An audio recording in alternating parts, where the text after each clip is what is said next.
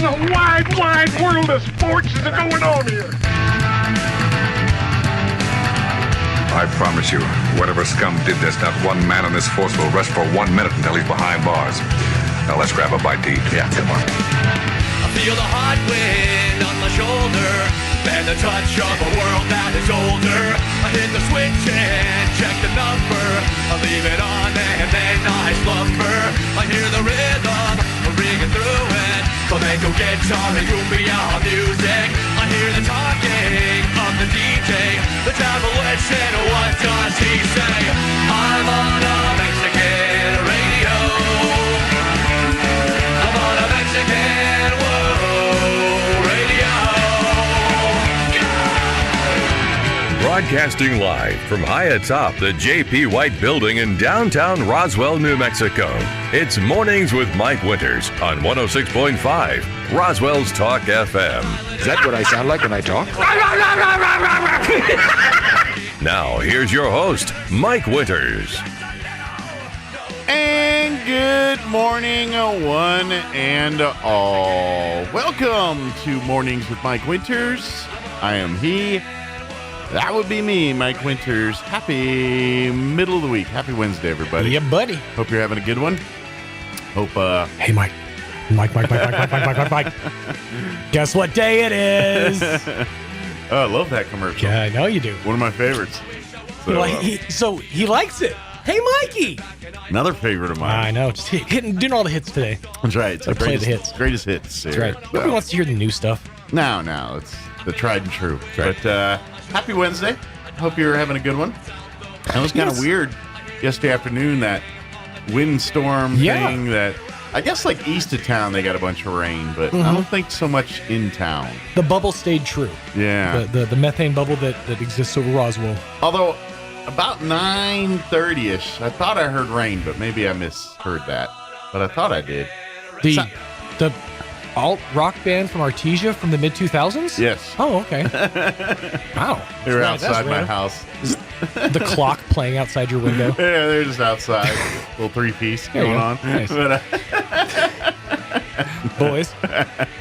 no, I thought I heard, but maybe I didn't. But they're saying there's a better chance today. Yeah, like a 50% chance today. Allegedly. Allegedly. But yeah, so we'll see. I have an app that, it's funny, it tells me like down to the number percentages. So it's like 47% chance is I think our best chance. Officially. And that's at like 2. Mm-hmm. We top out, I think, at like 86 according to this app. Oh, nice. Mm-hmm. Okay. I like that. That sounds important. Sounds accurate. Yeah. Probably isn't. But I'm not sure. Well, yours is the weather service. I do. Like they're the guys. They are. Or but the guys and gals. But, well, you see the accuracy of that, too. They're the people. How about that? The man. Yeah. But, yeah, they say we got a shot of rain today, so we'll see what that actually comes to fruition. But happy Wednesday. Yeah. Hope everyone's having a delightful day. Nothing major as far as stuff in my world here. Things going on. We did have a loss in our family yesterday. Prayers for Gene and his family. Yep. His mother-in-law has passed away yesterday. They've been dealing with that family issue for the last several days here. Sure. So. And it was, I hate to say inevitable, but it was definitely something they'd been more prepared for now than in previous times. Anytime you're dealing with elderly parents and things, there's you're always waiting just for that moment, and you're never prepared for it, but you have to go through it at some point. So that is what it is. But prayers to them and everybody else here in our Pecos Valley broadcasting family. Yep. So yesterday was kind of a rough day all around. I mean, there was that. My buddy was in a pretty bad car accident. Actually, fortunately, everyone's okay there. Yeah, everyone's good. Totaled the vehicle. She pulled that. You should see the other guy, and then showed me. But yeah, was sideswiped by a truck. Allegedly, from what we've gathered, he ran the red light coming into town, and barreled into her, basically like T-boned her, and everything was fine. The vehicle's totaled, but everybody inside was okay. Okay. Well, yeah. That's a good thing. So. That's what insurance is for. Exactly. Pay your premiums, kids. That's the one time you're glad you have it. So that's it. The only time. Yeah, well, that and when you get a ticket, and That's true. And the cop's like, "Has your proof of insurance?" Like, Or, yes, okay, I got it. There are a few times when a cop pulls behind you and you don't instantly get that cold sweat on the back of your neck, like, oh no. That's a good time to have insurance because you know they're running you. Oh, sure, sure. Check and see if you're wanted for anything unsavory. So, but I like. See, this is why I watch the On Patrol, the Live PD, and those things, because you get that real perspective of the police, on a traffic stop. Sure. So I think if you understand all that and watch it, you'll be like, okay, now it makes sense why they do this, why they do it this way. It really does, and once you come from that angle, it's a whole lot no big deal. Yeah, and there's a whole process to it. I know. Yeah, and I feel like now as I've gotten older. Like that feeling you're talking about, like when you it goes away or is less for me now. Like I know when I was in my 20s and all that, I was like, I'm sure I did something wrong. They're going to, you know what I mean? Right. Like there's something they're going to get me on. Now I'm like, I'm correct. Come at me. It was like, what are you going to do? Okay. So if I have a taillight out or something, so be it. But they do that. I mean, that's just a tactic. They pull you over for a taillight and then they see if anything else drugs or anything bad, worse than the taillights in there. Yeah, taillight out. This was one of my favorite tropes. The old Smokey and the Cops Bandit. still carry nightsticks? Is that like still a thing? I bet. Well, I think they have that baton thing. That, the telescoping. Yeah. I think they go more that thing than the nightstick. Speaking of, have you ever seen? For a quick minute, I was kind of like obsessively into bow staffs. I know. So can I see your bow staff? Can I see a bow staff? Do you guys want to go play bow staffs in the basement? Yes. So no, it was. I was just looking into different kind of fun weapons that I can kind of mess around with, and there's a bow staff you can buy online. It's a collapsible bow staff, and literally, it collapses to this big. Really? Yes, you can hold it in your hand. It's like a tube. Okay. You hold it in your hand. And there's like a button here, and you push the button, and it telescopes out. It's a significant length. Yeah, but is it sturdy? Yeah, I mean, or are you gonna whack someone and just goes? I haven't ever tried it in combat, but I assume that it'll hold up to at least. Did you whack like mattresses? At least a good whack across the face. Okay. I mean, I don't know. I'd be curious to try it, but if nothing else, I think it would be intimidating to have one of those and just be walking down an alley and somebody starts messing with me, and be like, "What's up?" You got to do that thing too, where you push the button, and while it's opening, you turn your hand so it does that. The twirl. Yeah. Yeah. So you look like a real ninja. So they'll be super impressed with my twirling skills, and they'll just run. So I look like we're not going to rob him. We're going to turn tail and run. Not going after Leonardo here. I want to correct you, but I'm pretty sure that's right. Is it Donatello? Donatello was. No you're right. Donatello was the one that carried the bow staff. Leonardo had the swords. Okay. The only one I remember was Michelangelo had the daggers. The little sticky things, the little forks. It's like you get shortchanged to get those. I know they show. Was it Raphael that had the? I thought Raphael's was the nunchucks, and Donatello's was the bow staff. I don't know. By the way, speaking of karate, I watched a couple more episodes of karate, Cobra Kai. Cobra Kai. Now it's official. They're putting everybody in this thing. Everybody's in this thing. Yeah. Everybody's in this thing. All right. Well, in fairness, what's the cast of the Karate Kid been up to lately? I mean, they've got really nothing going on. Shooting Cobra Kai, apparently, because they're all in this one. In this last season, they're just, everyone you're thinking of, it's like, what about you? There they go. Here you go. Here they are. We'll smatter them in for you. I mean, they already pretty much pulled that off when they did the whole motorcycle gang of all like the old crew. It gets deeper in season 5. It does. It's like a who's who of the first 3 Karate Kid movies. It's funny too because it's such, like I mentioned yesterday, it's such an older franchise that all these people are getting so on in years. It almost the cameo doesn't really have the same effect. I wouldn't feel like it. You're just so much older. They in one of the episodes I watched last night in season 5, they had a fun twist that you're like, oh, look at this. Okay. And I want to say it. I want to tell you, but I feel it would spoil it for many people. It was funny. It's not like earth shattering or nothing, but I was just it didn't affect the plot. It doesn't, but it's really gee whizzy. Gee whizzy. Yeah. It's like, oh. Yeah, I would probably spoil because there's I'm sure there's a lot of people who haven't started 5 yet. Yeah. I'll tell you off air if you want to know. Oh, Will you? I'll ruin it for you. If you want me to. Yeah, I kind of do. Just because there's certain moments that there's a level of glee behind Mike's eyes. Yeah. That you kind of have to scratch that itch and find out what it is. This one I was like, I'll be darned. Oh, yeah. Okay. I got you now. I worry that I don't know the franchise well enough. Because, like, I've seen one a few times. Yeah. I've seen two, like, once. Yeah. And I don't even think I've seen three. Maybe I've seen. No, I think I've seen three, like, once also. And fortunately for you, whenever they rehash some people, they tend to bring them back the 80s version of them for a second to remind you who said person is. And I did notice that too. Like when they brought back Elizabeth Shue's character, they made sure to point out the Allie character from Karate Kid. Because I'm not going to be fair. This one I didn't see until they told me, and I'm like, now I see it. I didn't see it until I saw it. You know what I mean? I saw it. All right. So I'll tell you off air. All right. But, let me give you the rundown for today's show. Now I can't wait to get off air to tell him. I can't wait to ruin it for him. Well, I am going to get to it. I was excited. I went down a My Little Pony K-hole last night. Not by choice, trust me. I mean, and what I want to say has not relevance to the story per se. It does, but it doesn't. I can tell you what this is without ruining the story. Okay. So the whole goal of what they're doing, which is pretty much stop each other from doing what they're trying to do. That's not a big secret, but But anyway, so here's our rundown for today. Here in just a few minutes, we're gonna play an interview we had with some of the Kids Arts Program students, the CAPS program. They've got their big Living History event happening this Saturday at the Historical Society. And so, and actually it was Friday afternoon after school, we had some of the kids come by and recorded an interview. So we're going to play that for you. It's a lot of teenage girls doing teenage girls things.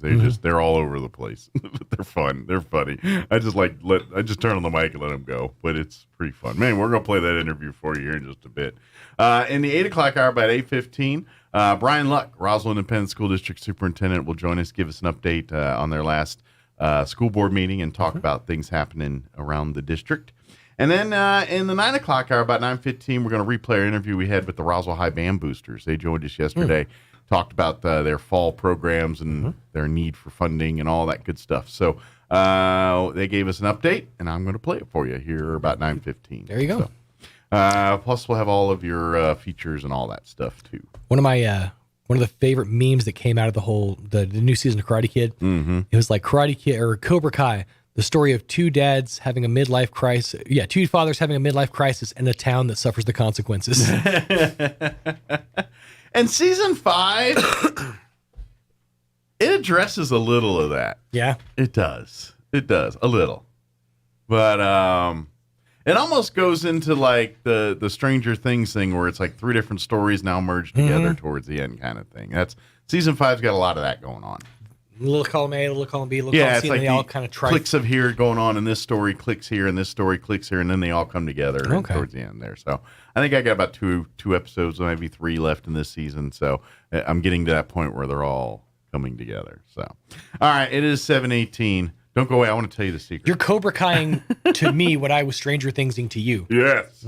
Yes. Well, I got a lead on him now. So, all right, 7:18. Let's get you up to date on the weather.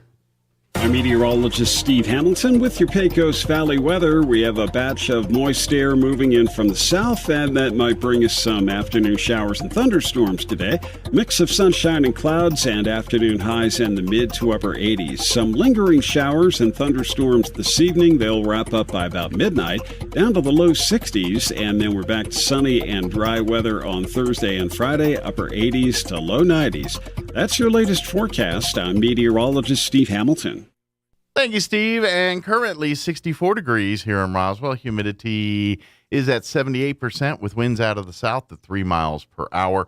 As we mentioned earlier, they're saying there's a chance. We got a 50% chance of showers and thunderstorms this afternoon. Partly cloudy otherwise. High of 88. Yeah, we're not going to get to 90s. I like that. Makes me happy. South winds 5 to 15 miles per hour. They're saying we could get anywhere from 1/10 to 1/4 of an inch of rain. More if we do get a thunderstorm. 20% chance of rain for tonight.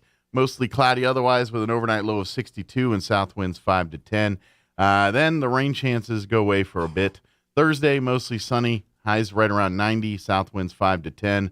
Mostly clear tomorrow night with an overnight low of 63 degrees. South winds 10 to 15. Friday, sunny. Highs right around 93. South winds 5 to 10. And then for the weekend, sunny and 94 on Saturday.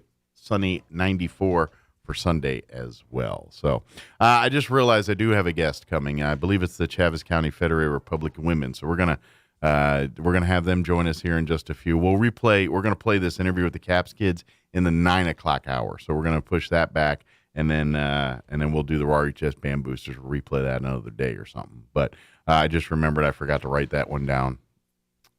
I do this from time to time. Yeah, it's just what it is. People, you should get organized. I should. And that one I do. I just forget to write it down. Part. Yeah, that's the messed up part. Right. I'm the one who's got it together, sort of.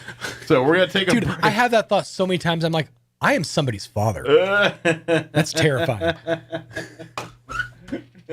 I'm in charge of things.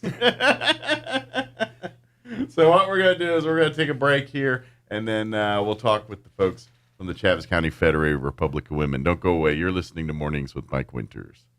Sometimes when you hit the road hits back. That's why MTA Mechanics and Tire carries major brands like Bridgestone, Cooper, and Michelin. Not only do you get top brand tires, but you also get a nationwide warranty. So wherever you are, MTA Mechanics and Tire has you covered. Stop by or let MTA come to you with their MTA Mobile Tire Shop, covering Roswell, Carlsbad, and Artesia. They can come to your home, office, or even the airport, and alignment is included on all sets of 4 tires. MTA Mechanics and Tires, getting you back on the road. You are invited to a Senior Olympics health promotion event on Tuesday, September 20th to help celebrate the National Falls Prevention Awareness Week at the Roswell Recreation and Aquatic Center from 9 a.m. to 2 p.m. The event is free for seniors 50 plus and will include topics to help with balance, flexibility, and strength training. Health screenings will include free flu shots, free sack lunch to the first 40 people. The day will also include health education mini workshops on foot and orthopedic care, fun sports demonstrations of pickleball, badminton, cornhole, and dance lessons. No pre-registration required. For more information, call 575-623-5777. Bob Reed Pest Control protects you and your home by controlling pests that invade.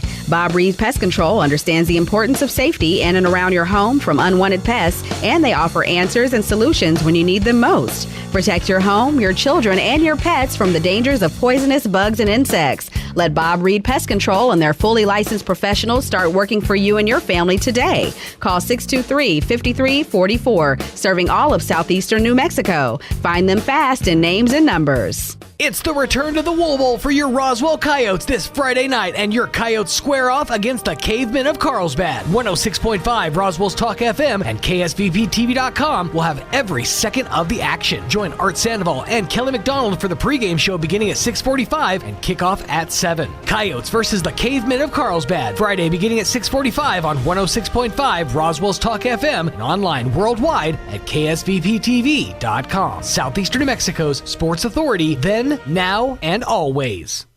The tool used to measure your feet at the shoe store is called a Brannock device. The person that measures your feet at home for no reason is called a creep with a foot fetish. Here's Mike Winters. And good morning. It is 23 minutes after 7 o'clock, and fortunately, my brain fart got fixed before it did real damage. So joining us in studio this morning from the Chaves County Federated Republican Women, we have Janine Corn-Best back with us. Good morning. How are you doing today? Good morning. How are you, sir? Good. I got all my cheat sheets right here. Your bevy of notes and documents to inform the public of what's going on. I have a tendency to forget in this old age of mine. But well, I thought there's supposed to be a time in our lives where it's just accepted that we forget stuff and people are going to have to deal with that. Like no, like when I was a kid and we just like older people are like, oh, I'm old, you got to deal with it. You know what I mean? Now I'm getting here. No. And it's like, hey, what happened? Like, I'm supposed to get free passes for everything. No free passes. You know, we're supposed to be taking the pills to make the brain work, and then I forget to take the pills to make the brain work. So, you know. I'm not going to lie. One of my life goals was get old enough to be crotchety, and just people chalk it up for me being old. You know what? I have a tendency to be able to say whatever I want, wherever I want. May not have a lot of friends, but I do not beat around the bush. There you go. It's like, you can accuse me of a lot of things, but beating around the bush is not one of them. Exactly. So. Exactly. So how are you today? Doing well. And Mama's good? Doing good. Yeah, good. We'll be going to El Paso Friday to for her next doctor's appointment. So that'll be the one that tells us, Yes. yay, you're good to go. Well, So prayers are with you. that's what Prayers we're are hoping with for you. on Friday. Yeah. But thank you. Yeah. For folks not familiar, the Chaves County Federated Republican Women, of course, the organization joins us here on the radio once a month. But the title's in the name. They're here to educate, support Republican candidates here, not just in Chaves County, but really throughout New Mexico. And really the country. Correct. The Republican Correct. Party. But this is just the kind of the local. Yeah, the local chapter. The here, local so. chapter. But one thing we do want to put on your radar is now that we're hot and heavy into the election season, each month the Chaves County Federated Republican Women, and it just so happens it's coming up here. It is. It is. We've had to change our lineup a little bit. Wednesday, September 21. Okay, which is a week from today. A week from today, which is always, when we come on, it's always going to be a week from when we speak. You get the on 1 radio. week warning kind of One thing. week warning. Our lineup was going to be Ronchetti, but he's gotten busy, which he's running It hard. tends to help. It tends to happen, yeah. He's running hard. So we have Art Thornton, which is the lieutenant governor. Yeah, yes. He's coming in to talk to us. And we snagged Cindy Fuller, our local our county clerk. County clerk. She's going to come in and she's going to ask or answer any questions you may have. Everything from being a registrar all the way down to the Dominion machines, whatever. I believe they're having a run on those this weekend on Saturday at the Roswell Museum. They're going to test one of the machines out. Okay. And then they'll send it to the state and just to test it and make sure we're ready and there's no snags or anything. So she'll be down to talk to us about that. Okay. And of course, there's been a lot of scrutiny and things about the machines. There is, and she can answer any questions you have about the voting machines. Excellent. Very good. I bet we can get her to bring in a ballot to show everybody. Get everybody an idea what they're doing. And if I remember right, and of course she would know more, but and I don't remember the actual web address off the top of my head, but the state of New Mexico has a website you can go through, and I think there's a link to the clerk on the clerk's office where you can see your sample ballot, but you can literally see your entire voting history in New Mexico. It's a valuable tool, but if you ever want to see your sample ballots, or if you're like, gee, they redistrict, so it's kind of hard to keep track of where you're at sometimes. Yeah, exactly. That helps And I with all think that. we're about 54 days away from the actual voting. Yeah, so it's pretty close. And I'm not going to lie. About a month ago, I thought I was voting for one representative race, and then I turned out it was the other one. So yes, and you may want to go to the map on the county clerk's office showing where your precinct is, because they've cut Roswell up into, I believe, 3 to 4 precincts. Yeah. Where we weren't before. Yeah, exactly. We're not all in the second congressional district anymore. Hard. Yeah, it's I can't even keep up with it myself. Yeah, and just because your neighbor's one does not necessarily mean you're in the same They one. may cut your house right down the center, so you better make sure you read. I'm in the bathroom. I'm in a different congressional district. Exactly. So our sponsor for this month is Calico Cow. That is our quilting group over here in town. She is also our treasurer of the group. This will be at the Civic Center or the Roswell Convention Center. That's every month. That's for Every these month. meetings. And so if you haven't, say, tried the meals there at the convention center. We got come get 3 lunch. new chefs. Very good. 3 new chefs. And their jambalaya is ooh, I like a good jambalaya. absolutely amazing. And this week we're having pasta. Nice. So a little bit of Italian. We're having lasagna and sausage lasagna and some pasta primavera, Caesar salad.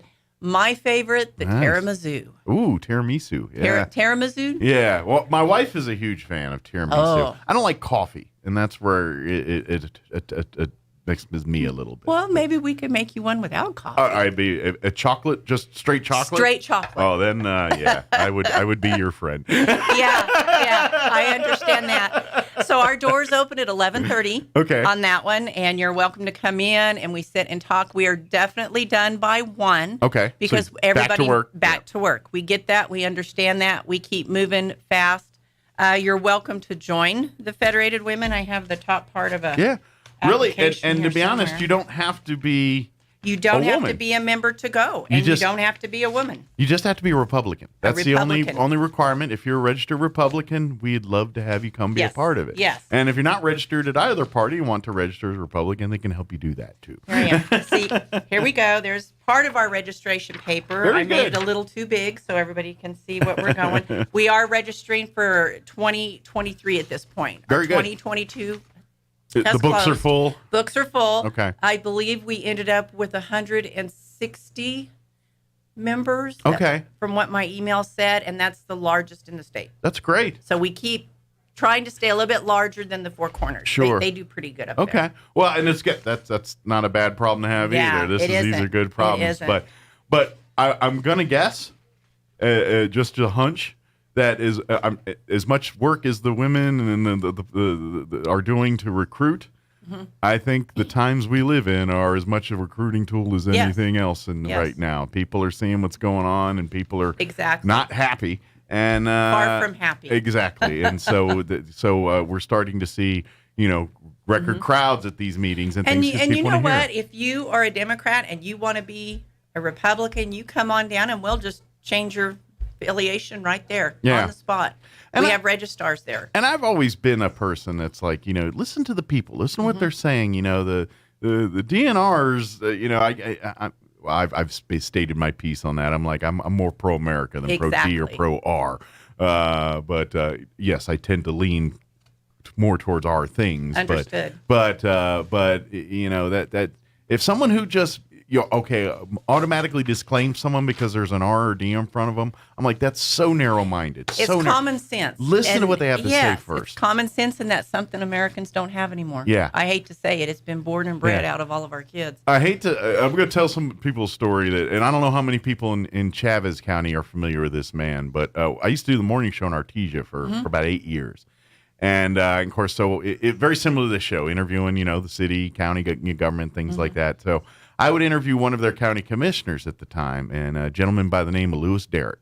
Okay. And he's a great man. He's been a longtime commissioner down there. He's mostly retired now, I think. But he's a Democrat. He's a Democrat, and he was a family Democrat, but that's the only thing a Democrat about him. Like you talk to him and know the man is the salt of the earth, good dude. Exactly. And I've never heard him say a Democrat policy in all fairness, but because and his a lot families, of these families are that way. Yeah. That's just the way they are. But but if you didn't listen to that man, you're a fool because he was a genius. And I say it like he's not here. He still is with us. He's a genius. But and so that's my point is just take what. Now that being said, you're probably gonna if you're listening here and things, you're probably gonna lean a little heavy towards the Republican as far as those point of views and things. But especially in this world, just make sure you hear the side before you just disclose something because there's a D or an R or something like that in front of it. Well, and we're in that society where you can step in that, close that curtain, and you can vote either way you want. Mm-hmm. So it's not a definite one way or the other. Some of us are a little stronger than others. Yeah. And we don't mind showing it. Yeah. So that's kind of the ones that are in the Federated Women.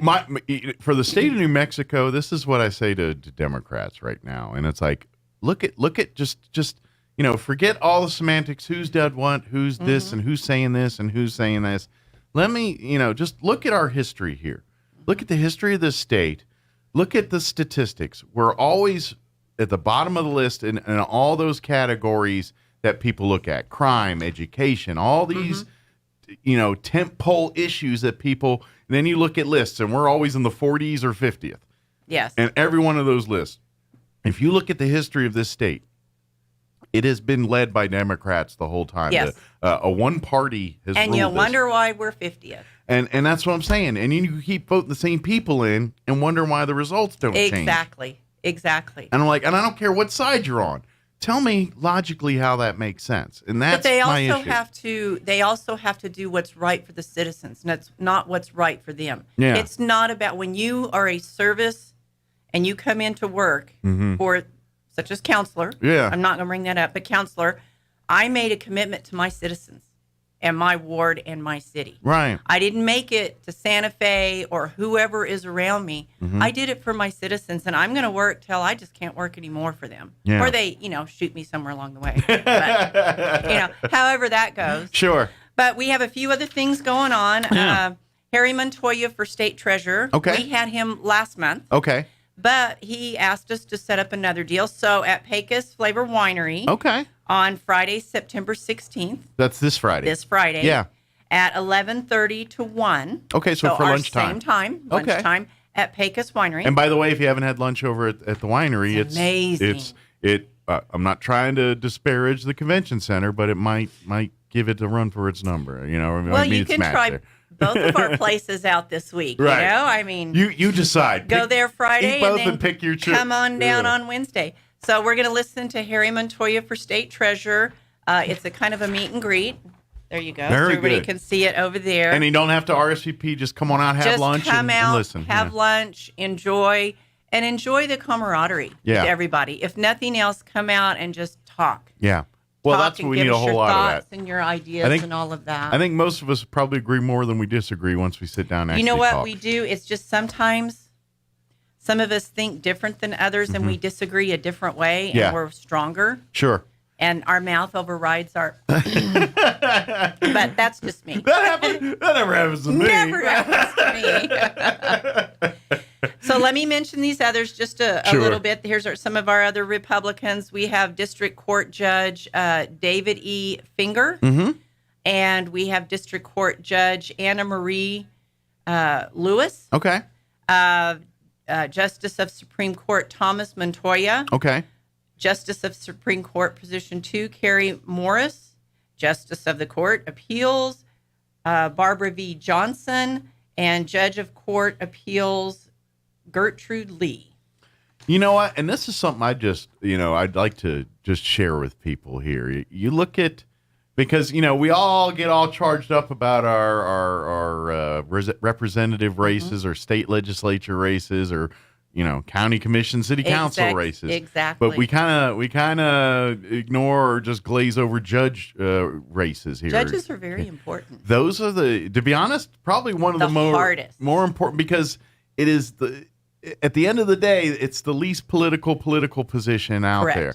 And you almost just want a judge that interprets what the law. That's, their job is not to dictate policy and Correct. create policy and things like that. They're there to interpret what policy's been made and impact the appropriate measures to violate or not violate those things in place. And so obviously, you want some people that know when to be compassionate, when to throw the hammer down and things like that. But just the minutia of the court system in New Mexico, we need as many qualified people in these judge positions to fix.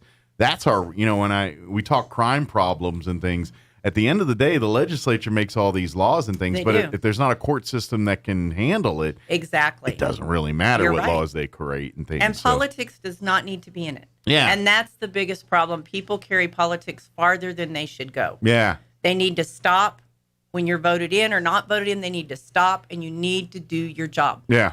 for the best of Roswell, not for you. Absolutely. Like I just said. And that's why, it's important to, ask those judge questions and things. Because ideally, most of us are going to think, well, I'm never going to see this person unless, life really gets bad on me. Don't ever say that. Don't ever say that. But that's in the ideology. That's the ideology, but don't ever say that. But yeah, it really does make a difference. And after talking, especially the more I talk to some of our, judges that we know and part of our Exactly. community over the years, and it's like, that's one of those positions where in theory, you need no experience to do it, but boy, is there a difference between a judge with experience and a judge without experience Exactly. in that chair. And so you want to make sure you pick the right people. So. Correct. So right now we have a few other items going on. Now I want everyone to understand Constitution Day. Yes. September 17th is Constitution Day. Okay. Yep, and I believe the college is doing something. I don't know. Yeah. I know that the lunch, of course, our luncheon will be you guys set will be up doing for that. something. But I remember talking to Donna a couple weeks ago and saying that the college is going to do a Constitution Day too. So so wherever you are, I'll have to look into that. See what's going on there. Yeah. So that's that. We are raffling off a lap quilt, and it is for the Fisher House out of Albuquerque. Okay, it's a great. I know about the Fisher House. The Fisher House is the group that helps the folks that have lost family, and you get to go to their house and stay there while you're either receiving the body or whatever. Yeah. I'm not quite sure how that goes. Yeah, it's like if you know Ronald McDonald House that helps families who have kids that are in hospitals and helps them. This is kind of the same kind of deal, but not for kids. It's more for the family and adults. Correct.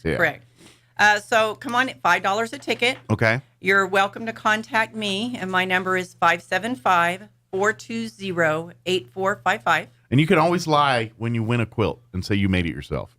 I will never out you Shame about that.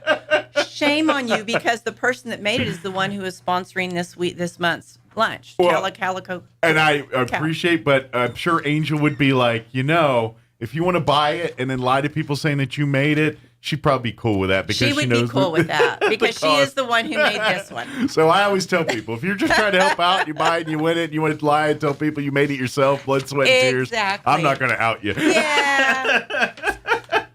I don't think I would do that because somebody would say, now I've been a seamstress, but somebody would say, well, let's see your work. And I'm like, or the scraps. That would be my problem. Let me see the scraps to the quilt. Or they want you to make you one. And be like, ooh, can you make me some? Oh, sure. And you just keep getting deeper and deeper and deeper.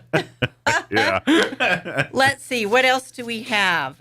Caring for America is a committee that I run. Okay. In December, we will give the Assurance Home little bags for the kids. Awesome. Well, they're almost young adults at this Yeah, they're point. teenagers. They're teenagers. Yeah. So I collect stuff for that, 25 of each. That's a great program, the Assurance Home. I've done the dictionaries that we purchase for the other kids in town, so they actually have paper. Gotcha. Books, okay. They love candy, and my kind of signature is bubbles. Okay. And then a recipe to remake bubbles so they can run around and throw bubbles on each other. It's just kind of a fun stress relief situation. Yeah, and by the way, if you've never been, or I got lucky when I was in Leadership Roswell, a chance to experience the Assurance Home, and it's amazing what they do, and it's a beautiful facility out there. It's a little bit of an oasis in Roswell. That place. It is. You forget you're in Roswell for a minute sometimes when you're out there. You think you're in the country. Yeah, exactly. You think you're in the country. It's like, wait, now is climbing the deal. Did you get to climb their tower? Yeah. That was fun. Yeah, that's a trust deal, and that's sometimes kind of scary. Well, I have a heights issue, so I didn't go all the way to the top, but I did go about as high till it got to a point where my leg wouldn't go. Like, I was like, I don't bend that way. Your body says, wait a minute. I wouldn't do this on the ground. I'm not doing it 30 feet up in the air. So every luncheon, we have what we call a door prize. This last door prize was a basket full of fall goodies. Okay. And our lady that won it, let's see, it was on here, but I don't see her name. Anyway, it's 6 tickets for $5. That money goes line item to our scholarships. Okay, for the kids' scholarships. We give scholarships away, like 5 every year, to high school kids. And it's kind of sweat equity for these high school kids because they are earning they're kind of like interns a little bit for the Republican women, and so they're earning their keep. But that's what that money. They're earning their keep. They come and give us a speech every now and then, and it's kind of cool. Yeah, Very cool. But in that they learn, civics and government and how it runs and how the way the world works. So. Yes, sir. Yes, sir. So that's kind of my lineup at this point. Did I cover the whole 15, 20 minutes? Well, we got plenty. But don't forget, next Wednesday, 1 week from today, at the Roswell Convention and Civic Center. Again, what time does everything start? It starts at 11:30. 11:30. The doors open at 11:30. We start feeding usually around noon. $16 a plate. And they do ask you RSVP for the food and everything. If you just come in for the meeting. Yeah. Okay. 575-420-8455. Just call me. I don't bark. Well. Okay. Sometimes I bark, but usually not for that. And of course, you can always shoot a message on the Chaves County Federated Republican Women's Facebook page. Yes, and we have an RSVP now. It is RSVP ccfrw@gmail.com. So you just, the first letter of each Chaves County Federated Republican Women. Okay. And then RSVP in front of that, and throw us your name, and we'll have registration there so you can register and be a member of our group. Yeah. We would love that because we do a lot more than just Republican stuff. Sure. You know, it's a community. Yeah, I love addresses to the older folks that are either in nursing homes or at homes because we write them notes. Yeah. You know, they're older folks, and notes are the way they remember their world. Sure. Not phone and all of that. Well, older folks, and this is all of us. You know, we're less comfortable connecting through technology. Yes, sir. Granted, more older folks do, you know, some kind of Facebook or email, some kind of electronic. To stay in touch. Yeah. But for the most part, that's not their lives. That's not something they do. They're not Correct. like, you know, generations where they're born with a phone stuck in their hand. Correct. You know, this isn't. You know, we're kind of on the bubble there. We got a foot in each world here. We are. But it really is. You know, for that generation, it's not their thing, and they're not going to. So for older folks to be kind of isolated or shut Correct. in, so sometimes a note, a snail a phone mail, call, and the a younger visit. ones are like, "Oh, what's this?" Yeah. They're like, "Oh, I can't read script. Yeah. Let's start over." Well, and it's like, it's so funny that you mentioned notes here. Just yesterday, I live over by the hospital, and there's a lot of, I don't live in a retirement community, but it just so happens there's a lot of seniors that live near me, and I live by a hospital, just, you know, it tends to happen that way. Yes. But anyway, so our neighbor is elderly. They're in their 90s, very nice people and everything. But you know, I always, on trash days, I have to take our trash up to the corner for the trash trucks to get them. So I always bring, like, when there's 2 empty trash cans, I always bring theirs back with me, and don't think nothing of it. I just do it. And then yesterday, sure enough, they gave a little note with a gift card for cattle baron saying thank you for doing that, and it was just. But that's the generation. That's the generation that we're missing. Yeah, that's the heartfelt generation. Yeah. You know, the volunteering and things like that. It's hard. It's hard because the younger generation doesn't know that. Yeah.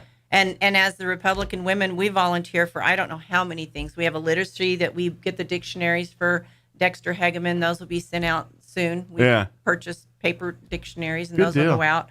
We have a reading club. I don't know if I mentioned that. And we choose a book.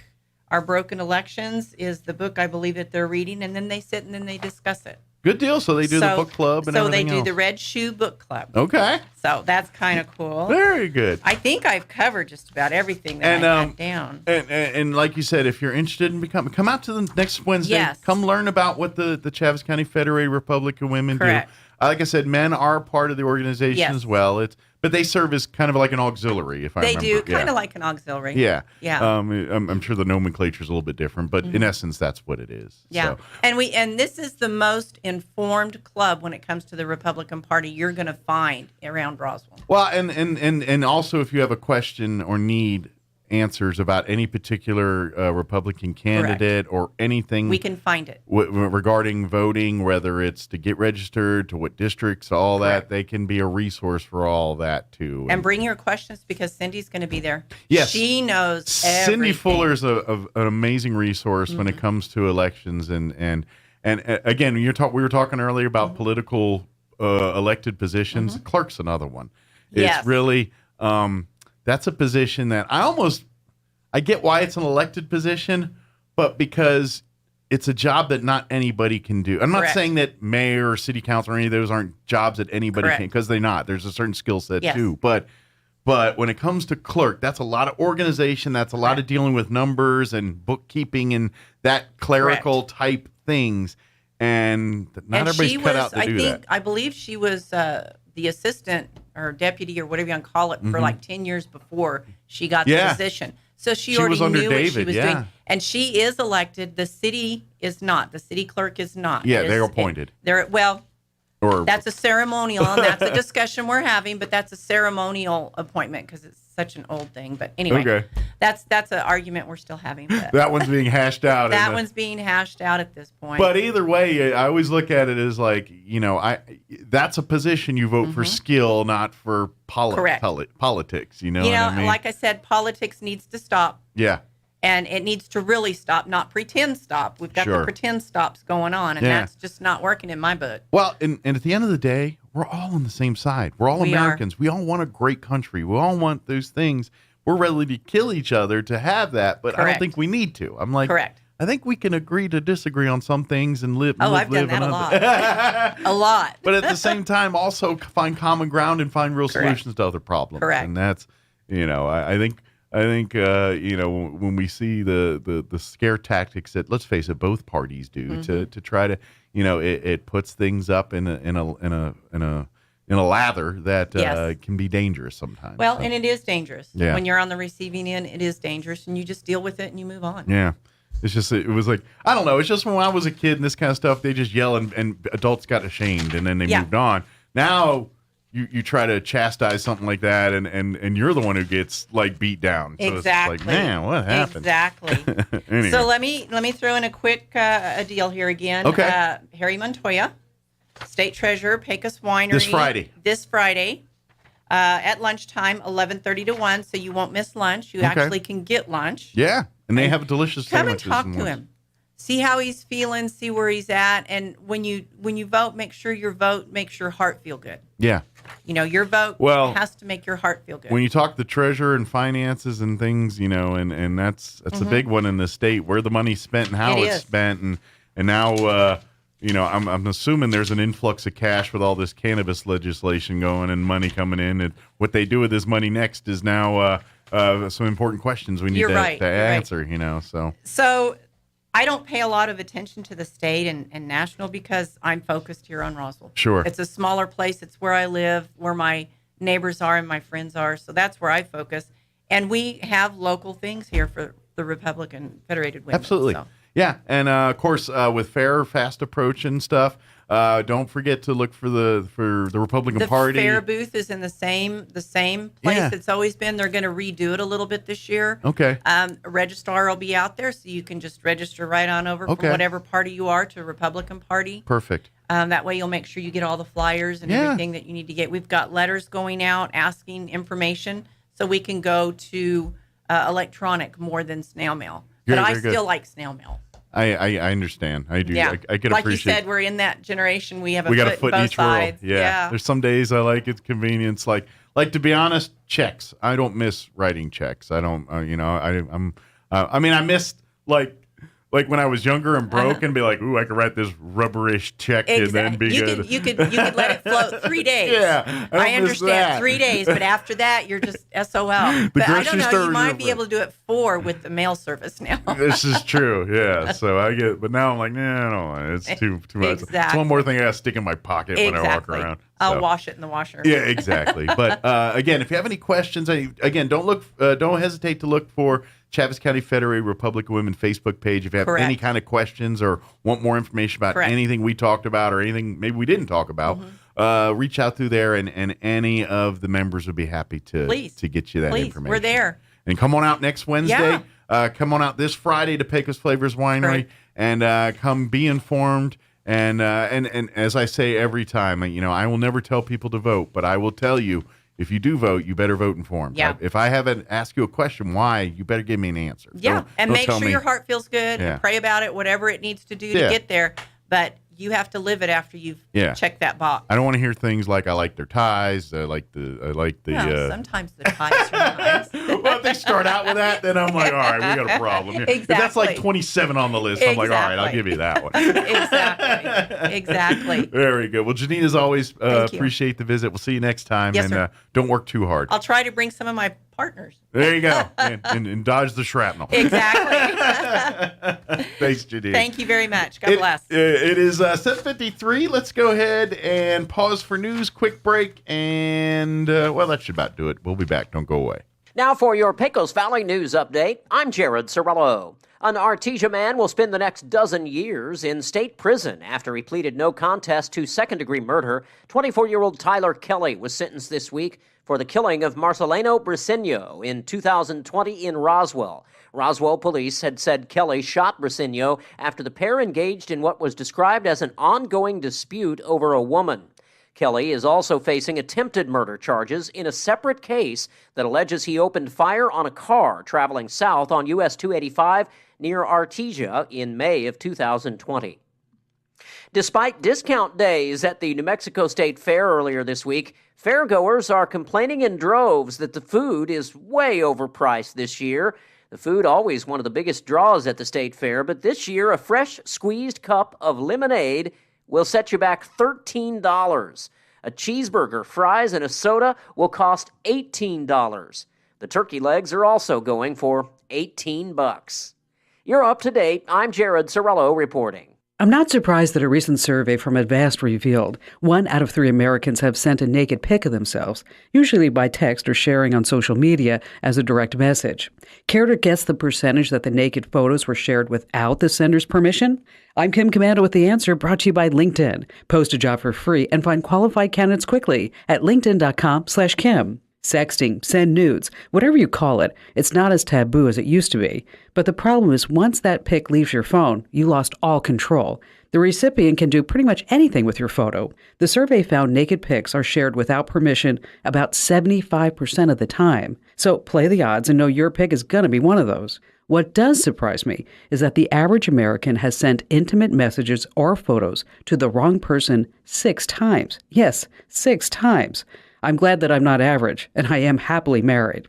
Get more tech news and my advice to callers just like you with my new daily podcast called Kim Commando Today. Prices on just about everything are rising, but thanks to CarShield, I don't have to worry about how much it's going to cost to fix my car when it breaks down. Their price will never go up, and they help handle everything. That's why I love them. CarShield offers protection plans for around $100 a month that cover more parts than ever before. When you need a repair, there's no paperwork or headaches.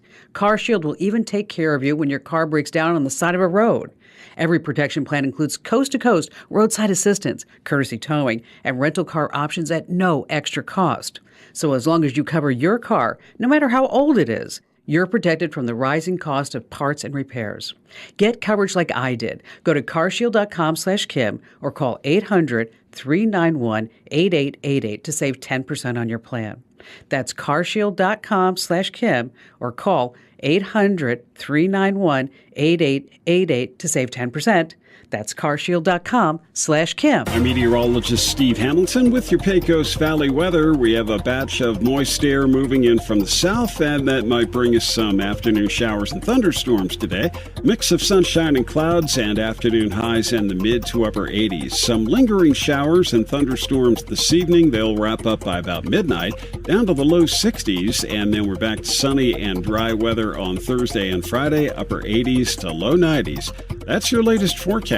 I'm meteorologist Steve Hamilton. Hey, New Mexico. Experiencing issues keeping your office technology up to date with these crazy supply chain issues? Well, DSI is here to help. We've diversified our products and solutions to help your business not just survive, but thrive in any situation. Have your teams collaborate and share with high-def video walls and interactive smart panels. With free unlimited support, the fear of any new technology is a thing of the past. Contact DSI today to upgrade your workspace. www.dsinm.com. It's time for the Chavez County Sports Report. Let's talk some volleyball, because last night we had some action on the hardwood. It was Roswell defeating Alamogordo in a 3-0 sweep. The Coyotes are now 7-2 overall. On Saturday, Roswell defeated Clovis and Carlsbad by 3-1 counts. They'll be at Goddard tomorrow night at 6:30. Goddard over the weekend swept Oregon Mountain and Mayfield 3-0 counts. That bodes well in district because both those teams gave Artesia a hard time over the weekend. Mayfield beat Artesia, in fact. Texaco knocks off Dexter last night in Texaco 3-0. And it was, I guess that's all the scores we had. No, we have one more. Loving tops NMMI 3-0 as well. The scores that we're lacking, well, we'll get to that as soon as we get them. The Sports Report brought to you by DSI. Call DSI for all your office technology needs. I'm Eric Butler at Roswell's Talk FM 106.5.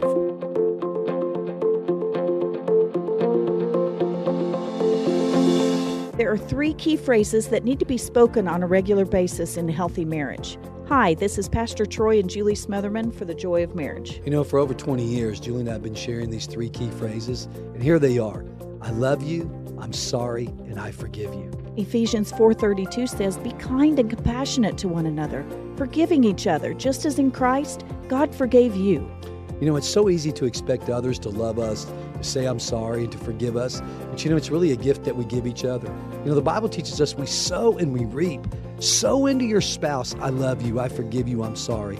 And then you'll reap a harvest in return. Someone has to start the process. Let that be you today so you can really enjoy your marriage.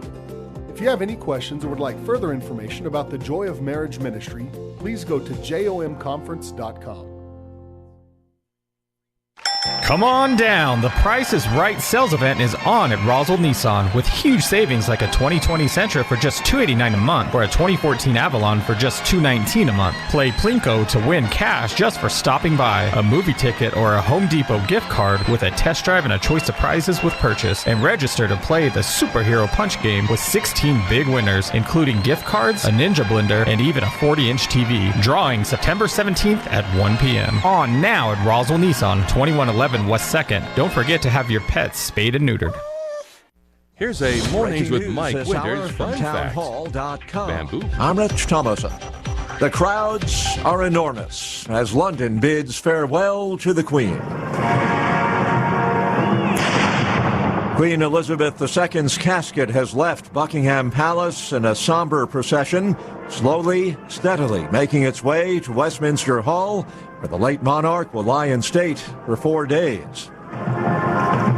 The line of mourners waiting to pay their respects to the Queen stretching as far as the eye can see. Authorities have planned for a 10-mile route with 1,000 marshals, stewards and police officers on hand. Vanessa Nathakamaran started queuing at 11:30 a.m. on Monday and is the first in line for the lying in state. It's going to be an emotional one, and when you go in there, my main aim is to show respect and for whatever great Queen has done for the Commonwealth worldwide and internationally. People are being warned they may have to wait for hours, but they're being given numbered wristbands so they can take food and bathroom breaks. Charles de Ledesma, London. Wall Street opened for business this morning following yesterday's big sell-off. Didn't stop the White House from staging a celebration for the spending bill that the Democrats call the Inflation Reduction Act. The single most important legislation passed in the Congress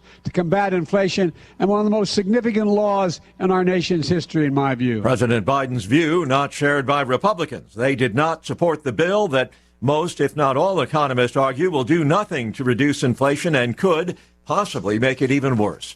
And looking at Wall Street right now, the Dow is up 71 points, the S&P better by 12, and the NASDAQ trading 39 points higher. More on these stories at townhall.com.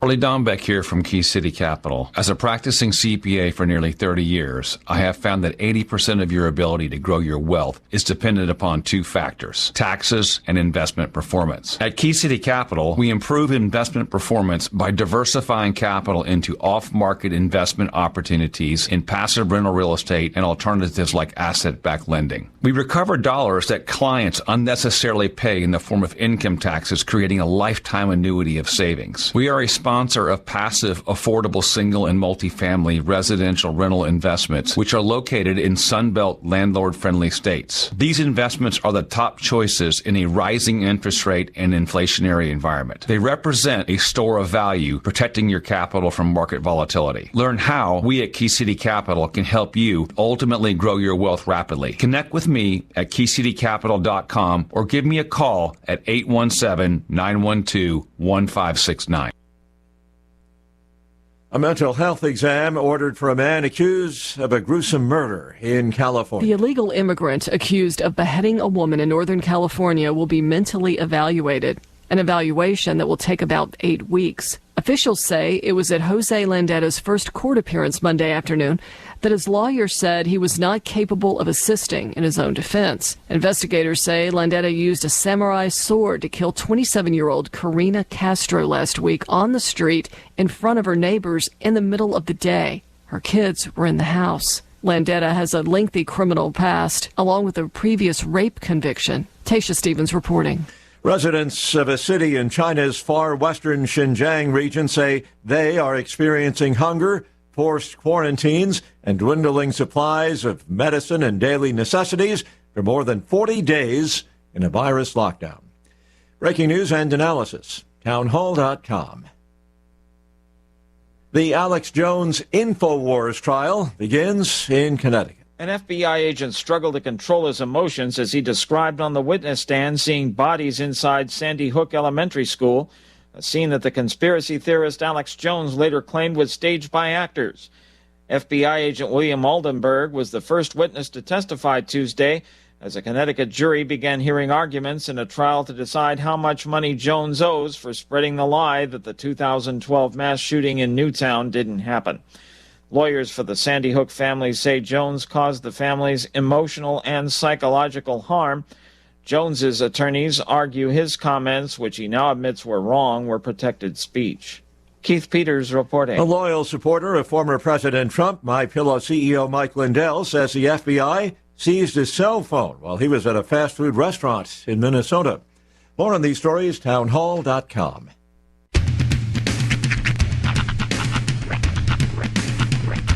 What in the wide, wide world of sports is going on here? I promise you, whatever scum did this, not one man in this force will rest for 1 minute until he's behind bars.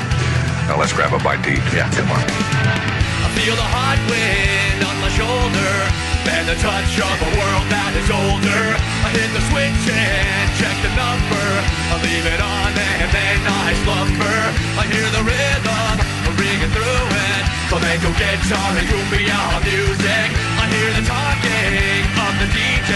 The devil listen, what does he say? I'm on a Mexican radio. I'm on a Mexican radio.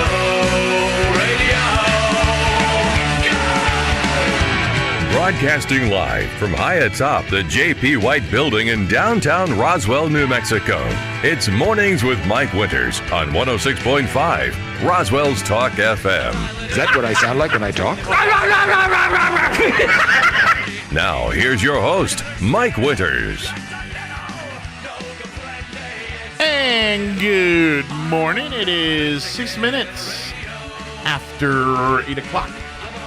Welcome to hour number 2. The Deuce. Of Mornings with Mike Winters, right here on 106.5 Roswell's Talk FM. Happy Wednesday. Hope it's swimmingly well. Oh, yeah. Going quite nice. Bevy of beautifulness. A bevy of beauty. Look at that bountiful bevy of beauty. A cornucopia of comfort. A cacophony of... I got nothing. Good feelings. Yes. Good tidings and all that good stuff. Yeah. Allegedly. I will say this, in all of the pageantry and ceremony with the Queen passing and King Charles taking over as king. Mm-hmm. I always get kind of fascinated by the uniforms of the various British things. Yeah, how they just have different things for different, occasions. Yeah. Like they have literal funeral attire. Yeah. And then there's, uniforms. I'm like, whose uniform is that? What uniform, and it's like they all served in the military. And I guess if you're the royal family, if you ever were in the military, you get to keep wearing a uniform, I guess. I don't know. Yeah. I'm assuming it's it's your honor or whatever. Yeah. Every time I see somebody carrying a coffin, doing the whole, in-step thing, all I can ever think of is there was an episode of Reno 911 where Sheriff Chechikevich dies. Okay. And they have to, carry his coffin. Uh-huh. The deputies are all pallbearers. Okay. And the whole thing, as they're walking up, Dangle is keeping count by going 5, 6, 7, 8, 5. It's like real Broadway style. Right. That's how he's keeping count with his steps. Instead of the left, right, like the normal everyone else does in the world. Yeah, and the joke being that Jonesy beforehand Vaselined the coffin so that nobody could pick it up. And then the comedy ensues. So, very good times. I'm assuming nobody Vaselined the Queen's coffin.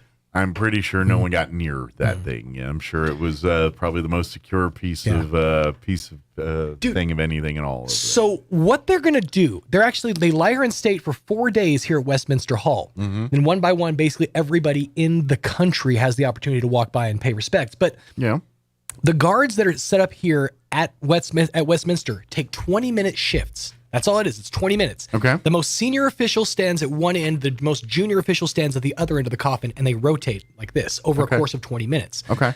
Before the guards who are in charge of the Queen actually stand guard, there's a whole other site that's set up exactly like this that is a mock Westminster Hall, so that the guards who are stepping in for their 20-minute shift can practice exactly where they're supposed to be. Every step, every position of the head, every like turn of everything. It's all like choreographed and precise. Okay. Then they move in for their 20-minute shift, and it's like that for 4 days straight. Okay. It's insane. Well, we have similar, whenever a president or any official is lying in state at the Capitol, there's this similar, I don't know if it's exactly the same, but similar type protocols for the guards on that. And same can be said at Arlington Cemetery, where the Tomb of the Unknown Soldier, if you've ever seen that. It's very protocol. It's very regimented.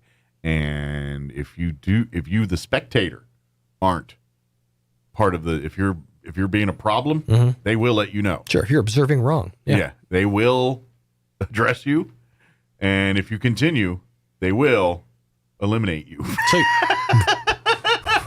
With great prejudice. They do not play around with that. Sir, we warned you. Stop wearing flip-flops. No, if you're just not respecting the reverence of the place and you're acting like a fool or yelling or talking loud, they'll yell at you for talking loud. Who does that? Nobody acts out just for the clout. Nobody does stuff like that just for the gram. Try it in front of the Tomb of the Unknown Soldier and see how the hell that gets you. Yeah, you notice you don't have a lot of unknown soldier selfies out there. Well, and that's just it. Because if you try it, I think society will ridicule you because it's just disrespectful. Yeah. And it's one thing to get followers, but if you're going to be disrespectful, thank goodness, I think we still live in a world where society will shun you. Absolutely. And give you For the last month, we've been, and this has been like 3 different stories on my show prep. We've run stories of people who on the internet who are talking about things that they silently judge others for. And it's just like everything from like people who don't put their carts back up at the grocery store after you're done. Oh, I'm one of those. I hate those people. I'm a judger of that. Oh, absolutely. You put your cart back. That's why I love having kids, because I'll just let Rhiannon take the cart back. She likes, having the extra job. See, I just do it, and I've done it to a point where I've been like, really, like I've been at like the Walmart thing, and I don't know who's in charge of cart corral placement within a parking lot. They don't do it for the convenience of the customer. No, they do it for the convenience of the cart attendant. And it's like, why do you put all of your cart corrals like in the first 2 rows up front? You need to put them way in the back. That's true. Where those people, otherwise, that's why you've got all those just meandering carts lying around out there, because the closest cart corral is a mile away. Dude, driving that action alley, like in the Walmart from Sam's Club to Walmart, guest is here. Our guest is here, yes. Driving the action alley from like the Sam's Club to the Walmart, I see 7 or 8 overturned shopping carts. Did you catch that, Roy? Yeah, he's on. Okay. He's en route. He's en route. But I see like 7 or 8 overturned shopping carts, and it's just like, it's become a problem at this point. Yeah. But like folks who, like, again, these are things people will silently judge you for. Things like people who spit in public. Okay. Yeah. I don't generally, unless I'm sick. Right. It's a lot less acceptable post-COVID, I think. I think that's sort of like what made it like not a thing anymore. I don't do it in front of people. But if I'm like, I'm not gonna lie, if I'm walking the alley and I got a good one coming, I'm letting her fly. Folks that like, don't wash their hands when they come out of the bathroom. We're not going to judge you out loud for it, but trust me, we're judging you, internally. Well, you almost like, I know we've all been the person in the stall, and someone comes in while you're in the stall, and you're like, well, I'm not leaving until that person finishes their entire process. Really? Oh, me? I am. Yeah. If I'm in mid-stall. If I'm going into a bathroom and there's someone in the stall. No. If I'm the one in the stall and someone comes in the bathroom, then I'm pulling my phone out and playing some Angry Birds or something. I will be there for a while. You will not see me exit that stall. Right. I will outwait you. Yeah, because I don't want to have that interaction. But there has been times where I've heard someone come in, hit the urinal, and then right out the door again. I'm like, ooh, nasty. Now, if I walk in and someone's in the stall, I will find another bathroom. Now, I'm not going to take the urinal if there's somebody in that stall. I would, depending on need. Okay. If it's Because there's been times I'm like, I ain't got time to make it up third floor. I got to go. And so here we sit. No. I understand.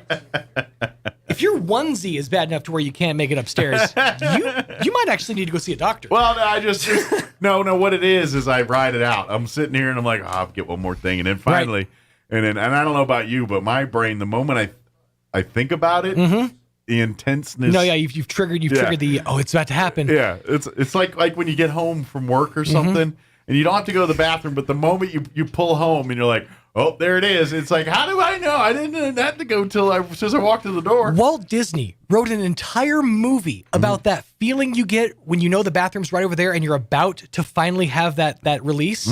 It's called Welcome to Pooh Corner. It don't get better than that. And like Tigger, he just hops on out of here. It is 8:14. Let's go ahead. We're going to have Brian Luck, our ASD superintendent, join us here in just a few minutes. Give us a recap of last school board meeting, all that good stuff. So that's coming up in just a bit. Before we do any of that, let's go ahead and get you up to date on the weather. I'm meteorologist Steve Hamilton with your Pecos Valley weather. We have a batch of moist air moving in from the south, and that might bring us some afternoon showers and thunderstorms today.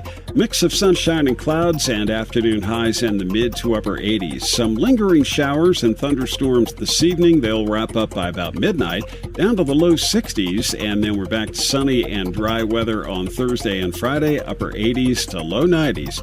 That's your latest forecast. I'm meteorologist Steve Hamilton. Thank you, Steve. Currently, 69 degrees here in Roswell. Humidity is at 66%. Winds currently out of the southwest at 3 miles per hour.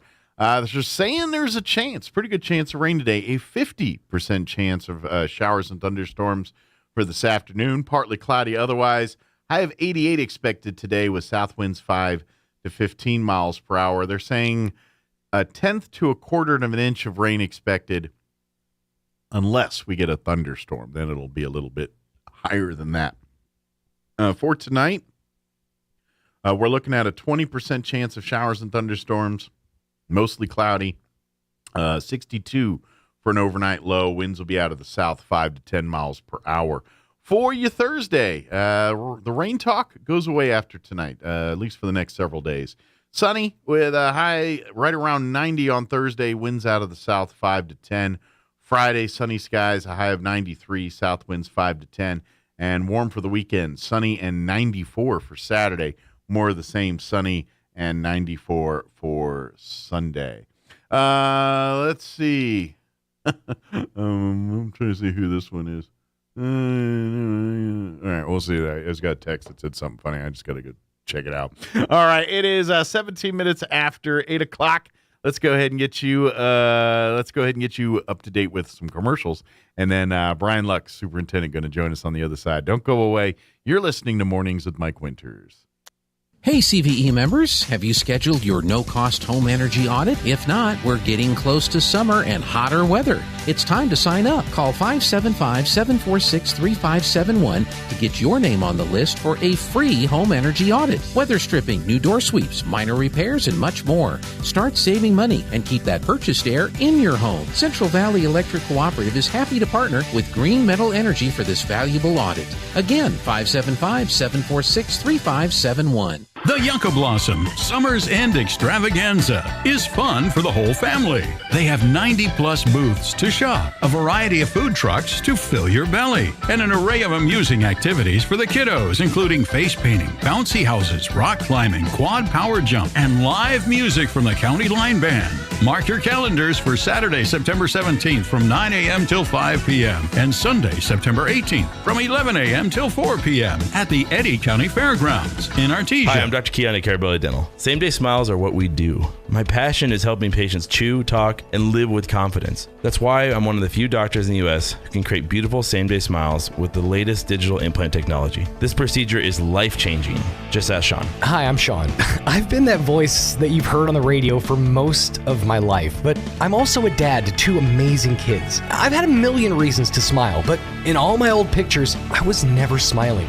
Truth is that life of improper care and being dealt a bad hand genetically left me practically with no teeth. It affected everything from the way I ate, the way I talked, and of course how I interacted with people. And that's where Dr. Keon and Carabelli stepped in. They eased my fears. They explained every step of the process in a way that I could understand, and they made me feel almost like I was part of the team. And now, I can't stop smiling. I have so much more confidence, and I love looking in the mirror now. I can't explain how much of a difference Dr. Keon's dental implant process made for me. Our team can help you find your smile too.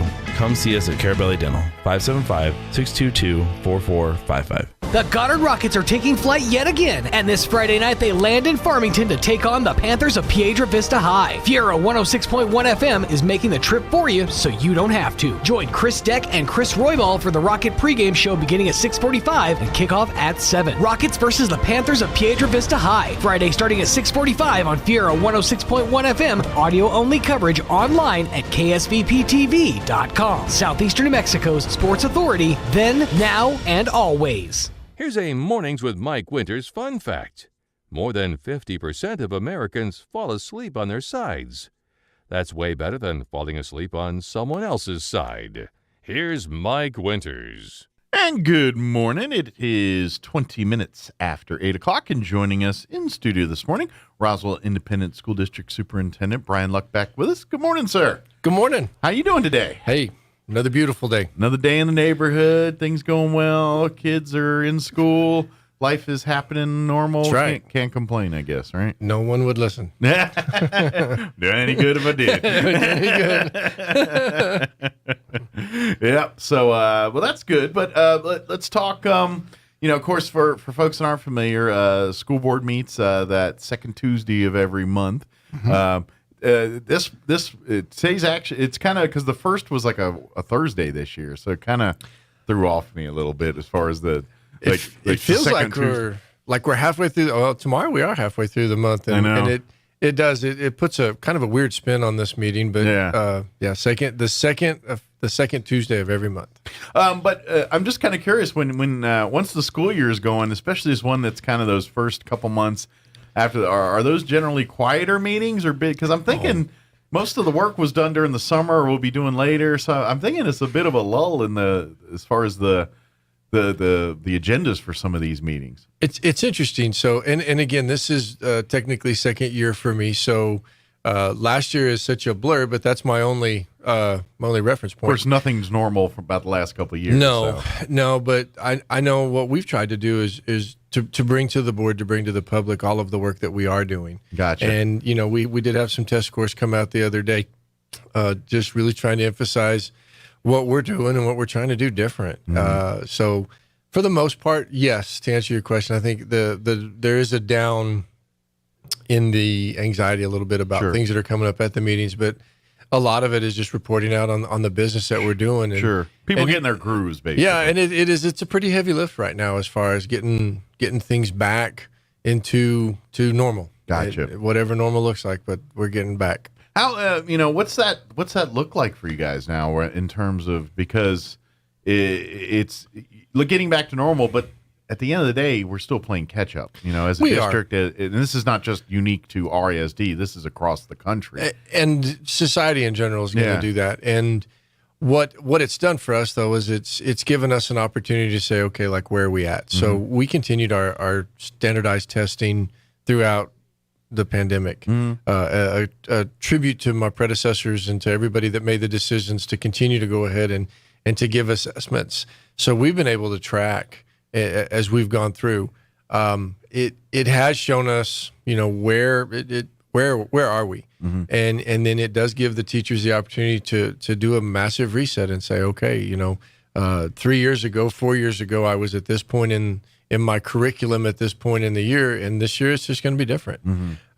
We've not had our mask on. We've not had to deal with a lot of the things that we've dealt with last year. Mm-hmm. But now we're getting back to the business that is our business, which is educating kids and getting them there. And we've dealt with some discipline, some behavior issues, because when you take people out of a standardized setting and let them kind of go and roam and do, they're going to go and roam and do. And when you got to retrain them a little bit, you bring them back, and it's tough. And I think that was a lot of last year. We had the growing pains of just thinking we could walk back in and flip a switch and everything would be back to the way it was. Sure. And it wasn't, and that became real apparent. And then you take the hit, and you stumble back a little bit, and you assess and you look at it, and then you formulate that plan. And we had people saying, well, you should have predicted this, and I don't know that I've been in education a long time, and I would have never thought that we would have run into some of the obstacles that we did, and not monster obstacles. I'm not talking curriculum things. I'm just basic behavior. Sure. Come in and sit down, and don't throw that across the room. Well, especially when you get into those younger kids, kindergarten, first, second grade, these are kids, and especially those, they don't, when they're kindergarten, this is the first time some of these kids have walked into a classroom. They don't know that procedure. They don't know that stuff. And then you put it in a world that was different before. It's a lot of different variables. So kids that, you're thinking by second grade, these kids should be pretty well versed in how to act and proceed in school, but because they haven't had a normal school year in the last couple of years, they don't really understand yet what that process is. And so things that teachers that normally, hey, at this point we're focusing on this, they're like, no, we need to back it up a bit and focus here before we get here. And that's that learning lesson that everybody's kind of, and it's trickulating up and down. It's it kind of starts there, but kind of it goes up and down the line. Right. Well, and if I've got my math right, it would be this year's second graders that a year ago were first graders that went through a full year of the mask, that the year before that we had school out, that the year before that we ended early. So we're talking, pre-K and or kindergarten, and that's a tough set of years to miss. Yeah. And again, the You're building foundations. The big lessons, everything I ever needed to know, I learned in kindergarten. Some of that's really ringing true with what we found last year. Sure. Now, obviously we have some issues right now, but the difference is this year we knew that going in, so we were able to throw some support at every building with extra bodies. Looking at the training that we did over the summer and really kind of narrowing down our hot areas to help the teachers and then ultimately help the kids be successful. Absolutely. But one thing we got to all understand, and this is all of us, is to achieve this goal, it's not all on the teachers. It's not all on the admin. Right. It's not all on the parents. It's on all of us. And that's something we all need to do our part. And the teachers aren't going to be successful without the support of the staff and the parents. Parents, you're not going to have success unless you support the teachers and the admin. Admin, they're not going to find success unless they support the parents and the teachers. It is a circle that has to be in concert for this success to happen. Absolutely. Yeah. Well, and speaking of parents and everybody working together, we do have our open house. Our first parent conferences, not open house, but parent conferences are this week. Okay. We're getting close to mid-9 weeks, and we thought this particular year the plan was it's already going that fast. It has. So we've got that Thursday evening, so tomorrow, from 3 to 7 at your child's schools, and then Friday morning. Okay. As well. And then Friday afternoon, since our teachers are coming in early, they'll be out. Okay. A lot of times you kind of schedule an appointment with your home teacher. Yes. Generally. So I don't know about high school. The primary grades more so than the upper grades. Gotcha. You bet. And I know that the teachers have already put that out. But if there's some grandparents or anybody out there that, listening to this or they see some kiddos walking around and, wonder what the heck they're doing, it's okay. This is a time for us to get our parents the information that we need, and again, like you said a second ago, it's an immediate check, and our hope is that this is just one of several that have already happened. That the parents and teachers have already communicated, but as far as one of our official dates, this one is coming up here. Good deal. So please, if you have not gotten with your teachers, parents, please do so. Have that conversation. Ideally, you're like, kids doing wonderful, great. We'll just keep on keeping on. But if there's issues and things, this is how you find them. This is how you correct them. This is how you keep them from escalating into a bigger problem down the road. Well, then this is face to face this year. I mean, we've granted we were back there towards the end of the year, about as close to normal as what we could have been, but we still had a couple small things that we were dealing with, and we had some places that still wanted to continue with virtual. as far as parent conferences, but we're face to face, opening up the buildings. You've got parents that might have third graders that have never seen the inside of these buildings because they haven't been able to up to this point. So, get in, get active. I sign forms and permission slips on a daily basis for schools that are doing normal school stuff, and it is so nice to see. You have a field trip is happening again. Oh gosh! Yeah. and our businesses are back to opening their doors to us. You've got our mid-school football games are on Tuesday night. You've got soccer, volleyball, high school volleyball, mid-school volleyball. You've got high school soccer. It is so nice to drive down Main Street on a Friday night and look over at the Wool Bowl and see the lights on. There's a football game going, yeah. And our crowds have been just phenomenal. We're super excited about that. The teams that are competing, it feels like it's supposed to feel. Yeah. And we're glad. Yeah. Glad. It's nice after a few years of what we've been dealing with to see life look like it did prior, at least a little bit of it. So, yes. And that's, and again, and I've said this multiple times, is that as schools go, so does the ebb and flow of the community. Sure. Well, it's the pulse. It's, there's a reason why, a lot of families and stuff and other organizations plan their events around once the school calendar comes out, because so many families dictate their lives by the school calendar. And so when it's nice to get back into that routine again where people are like, okay, well, what, before we commit to this, we need to find out when the Goddard Roswell football game is, I was going to make the joke of, wait, there's another calendar besides the school calendar? No one's told me this. What is up this calendar you see? Yeah. These months of June and July, are they foreign? Where do I find these? As a son of an educator, that's life. I mean, you do as the calendar says, and again, the funny thing is coming from the high school, like you just mentioned, your Goddard Roswell, anything. Okay, those are big marks there on the calendar. Yeah. Spring breaks, summer vacation, and again, well, I can't do it on this day because of this, or we can't do this because of that. Right. So that's Fair Week. Never mind. Yeah, boosters are gonna be there. Parade day is here, and these are coming up. So. And again, it's excited to get those again. Those are nice. It is. So we're glad to see the kids getting and let's face it, that extracurricular world of sports and FFA and all the things that kids do, that enhances that educational experience. It does, and that's it. So it's good to see that is back in their lives too. So. Well, and we've got kids at the state fair right now that are showing animals, that are finally back in person showing animals and living up in the dorms there on the a year ago it was here. Yes, a year ago it was all happening here. Which again, we were very thankful our Eastern New Mexico State Fairgrounds were able to accommodate, but that's probably not the most ideal thing for those state fair people. Right. But and it's not the state fair. Yeah. And as a kiddo growing up, the older brothers, older sisters, or you hear of moms and dads, the years that they did that, where they showed their animals at the state fair.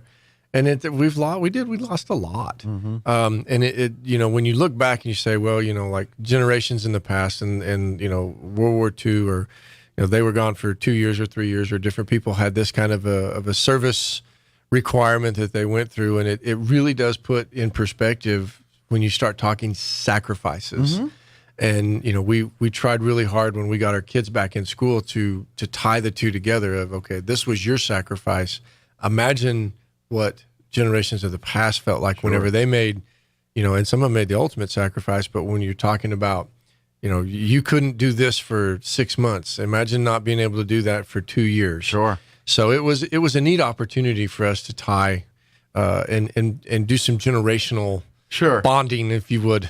But even but seeing how our history fits in the scope of the history of that, and just the like you said, that you see what we're going through, and we talk, you hear about the greatest generation and what the sacrifice they made. But at the same time, that generation looks at the generation before them and says, look what they did. Yep. And that's really what it is. And at the end of the day, each generation is supposed to kind of push the envelope a little further than the one before did. I think when it comes to pushing the boundaries of humanity and science and technology and all of pushing that forward. Every generation. It's kind of like, and I know we're getting way off here, but like when you look at the Artemis project and this things that the NASA's doing now, I'm like, why did we ever slow down doing this? We should be, we were making such progress in humanity and going on and exploring stars, and now, we should be at Mars by now. I'm sorry, the way we kind of stalled here in the 80s and things like that, and humanity needs to keep testing those bounds and exploring and all that. If you would listen to Clyde Lewis, you would know that we're already there. Clyde is a wonderful man. I do not listen to all of his stories. No, I did think it was interesting when he was here the other day, and I actually did drive by and check it out. I did try to check it out. Yeah. I've had several meals chit chat with him, and we've had some interesting conversations about like moon landing and things like that. I can only imagine. Let's talk a little nuts and bolts though from the last school board meeting here yesterday. Is there some of the things we want to highlight? Any things we want to share with the public? Make sure it's on their radar. Yeah, I think so. We've got we had a couple information items that were pretty important last night. We did had a presentation by Sunset Elementary, and they went over what we're calling our 90-day plans, and it started as a compliance piece with the state, but then as our principals, our curriculum and instruction department started taking a look at it and really making it a plan and making it a process. So what we're trying to do is bring those before the board and give them an opportunity to hear what as many schools as possible. I mean, we have 12 meetings and then that's a year, and so we're trying to crowbar them all into that. Well, we're trying to roll everybody through, and it's tough because our schools are doing a ton of work, and limiting them to 10 minutes into that. But Sunset Elementary came in and did their 90-day presentation last night. We did a brief presentation to the board about some opportunities that some of our buildings have been given with some funding from the state. Mesa Middle School, Nancy Lopez, Pecos, Sierra, and Sunset. No, okay. Not Pecos, Missouri Avenue. My apologies. Okay. Pecos people, I'm sorry, you're not getting the money. But that's why you said that was going to vote it. Yeah, I know. The moment I said it, I was like, oh, that's not right. You're out. That's not right. I knew that one wasn't right. But they've got some opportunities to take some federal income, low income index money and do neat things. They can train teachers. They can bring in people to do and to coach up. So it's a little. They're more flexible with what they can do with that money. A little bit. There's still stipulations, but it is all designed for learning loss and to try to get kids back up to par where they need to be. At the heart of what they need it for. Exactly. Gotcha. We went through some action items. We've got trips coming up. If groups or organizations are going out of state, they have to take that before the board. Mm-hmm. We've got Goddard High School FFA going up to Indiana. Nice. In October, we've got... Is that nationals? I believe so. Okay. We've got Roswell High's Mesa Club headed to Orlando, Florida. Roswell High School's band headed over to Denver City in October for a band competition. Real quick, Mesa Club's a great thing that schools have. They, those guys, it's been a couple years, but I got a chance to interview some of the Mesa Club kids at a tailgate party, and they brought some of their like widgets and things they create and stuff. And it's such the STEM stuff. It's so great. So I'm guessing they go to some kind of competition in Orlando there to make robots or something like that. Well, I don't know what they're making there. Yeah. That has gone from a club that used to meet, once a week in the afternoons to full-blown classes that have now turned into dual credit classes with the college. Well, it's all important what they do. Yeah, it's huge because at the end of it, if you complete the series of classes in accordance with Mesa, New Mexico, you're eligible for money. And compete. You have to. You have to be in the classes and you have to do a certain number of projects and compete, and then you're eligible. You didn't have to win. You didn't have to do anything else. If you're there, you're golden as far as money goes. Well, I'm pretty sure your Robert Goddards and all these people that have created inventions that we have as commonplace today, they would all be Mesa Club people. That's just what they do. That's what they. That's what it's all about is science, math, and pushing that envelope for bigger, better, learning more. I need to get the group that does Systems Go in here with you, where they make the rockets. The rockets, yeah. And they actually take them down to Jowl. They go into Jowl High School. It's a really neat process. They get them there bright and early, and they go into the gymnasium, and everything is open and it's inspected. And you have engineers come in, full-fledged engineers. They inspect it. Then the kids assemble it. And at every phase of the assembly process where it requires another inspection, everything is green lighted, and then they take it out to the site. Gotcha. So they get a real chance to see, yes, like the process of creating an aircraft or something like that, and that phase inspections, the whole nine, and how it, then take it out to an actual, and it's a launch site with a launch crew. They put the fuel in it right there, and some of these rockets go like really, really high. I'm ashamed that I couldn't tell you the altitude level. But it's a big deal. They've got chase crews. I mean, yeah, it's like a mile or so in the air. If I remember. They actually have the area around the test site. The airspace around it is blocked off because they're not real sure where some of these are going to go. They don't want you messing with any air traffic out there. So, yeah. But that is and that's that group. That's that particular group of kiddos, and really any other group. You don't have to be in Mesa to be in that one. But no,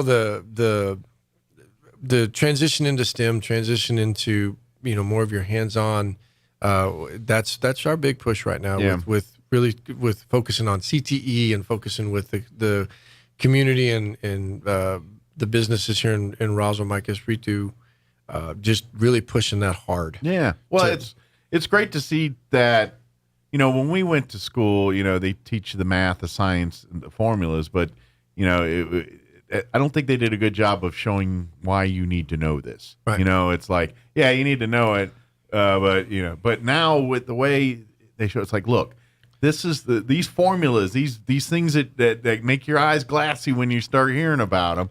These are the pieces to this. Right. This is how you turn. Understanding this allows you to make this giant rocket and things like that. And so now that disconnect's leaving from why do I need to know these formulas to this is why you need to know these formulas. And I think once students understand to get here, this is why I need to know that. Now it makes sense. I'm going to understand the formula. Well, and it's an immediate deal. You're going to do this now so that tomorrow you can go and do this in the workshop versus down the road when you're in college. Yeah. There's an immediate sense of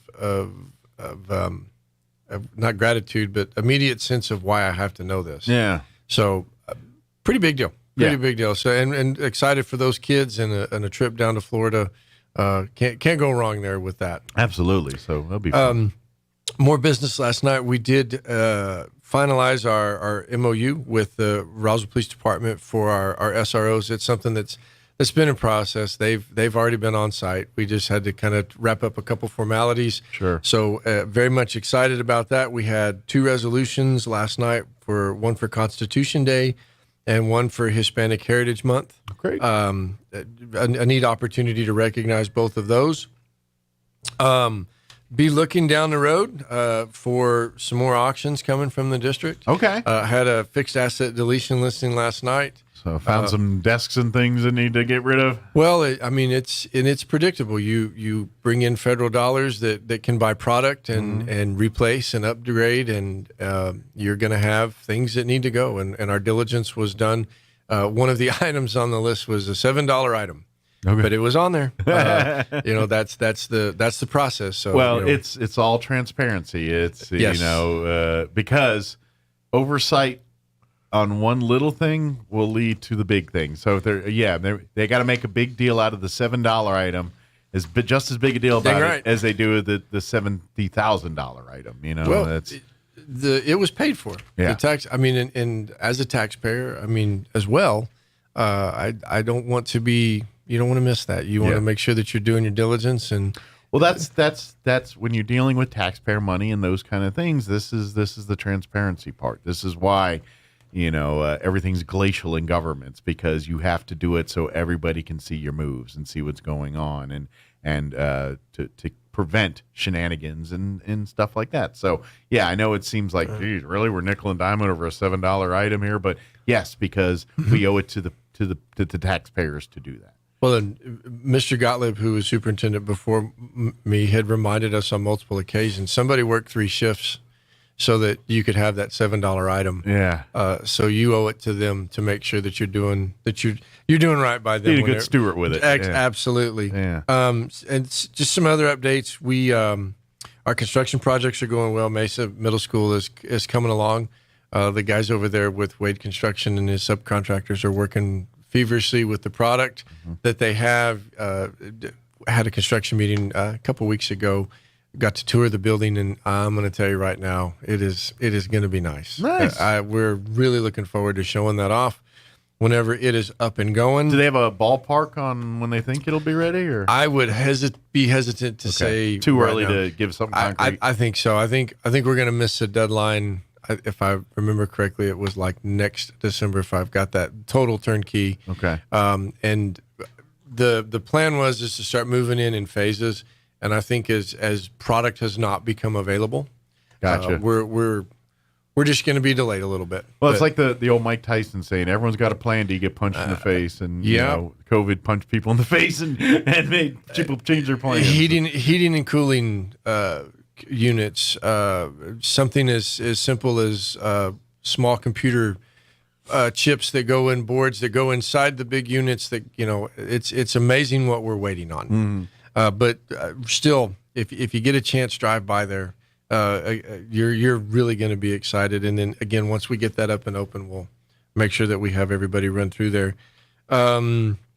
Let's see. Did remind our senior parents that we've got senior meetings going on right now in our district, and those are pretty important. Okay. As far as if they need resources for their senior year, don't schedule your senior meeting for April. That doesn't really do you any good as far as going forward. Yeah, the whole idea is to make sure you got all your ducks in a row and everything there. So when you get to April, you're not scrambling to get these things done. Well, and then the other 2 big ones that we did hit, I'm not real sure where we're at on time. We got about 5-6 minutes here. The other 2 big ones that we hit last night is immunizations. Okay, which is different than COVID shots. Got you. These are your smallpox, all the ones your normal set of shots. The ones you're supposed to have to go to school. That we've always required. Yes. There's nothing new there. We haven't added a shot. We're not trying to sneak something in. But what I would like to say with that is that came out about 2 weeks ago. We had a pretty substantial list. Started working with our parents, working with the community as far as trying to get people in to get them shots, and we have had a monster success rate from that. And just want to continue and reach out to people if they're having trouble finding a physician, finding a caregiver to get their kiddos their shots. If they'll reach out to even my office, okay, we'll help them with that. We've got our school-based health centers. We've got there's multiple sets of doctors in town that could help. Good deal. They just need to know that they need to help. And I know that especially when it comes to children's immunizations, the New Mexico Department of Health, you reach out to their offices here.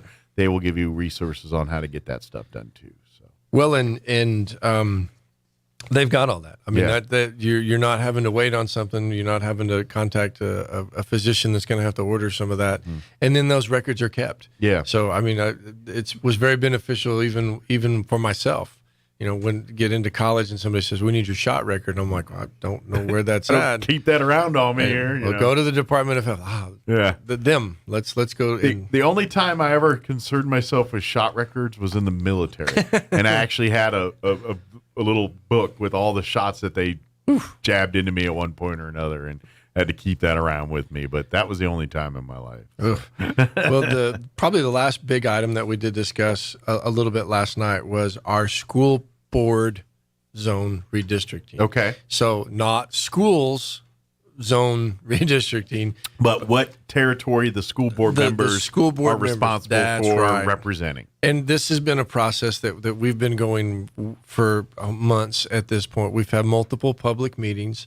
Last night, it was just more of an update that we probably need to come back to the October meeting with whatever we're going to call choices. Okay. So that our board can make the necessary selection, and that we can go on and turn in all of our information in a timely fashion. Is the redistricting pretty radical from what it looked like before, or is it just a couple little areas that are like, all right, we got to figure out what to do here, but the rest is pretty much set in place? We've been pretty fortunate. We have a group from Albuquerque, Collinwood Research, came in, and they've given, I think we're up to 7 or 8 public meetings up to this point that they've given people chances to come in and ask questions.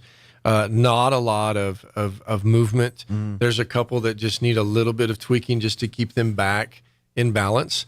We've had a positive feedback from those that did come to see the meetings. Last night, the board members were presented with little 8.5 by 11 maps. Okay. Of that could be potential changes if they wanted to drive through.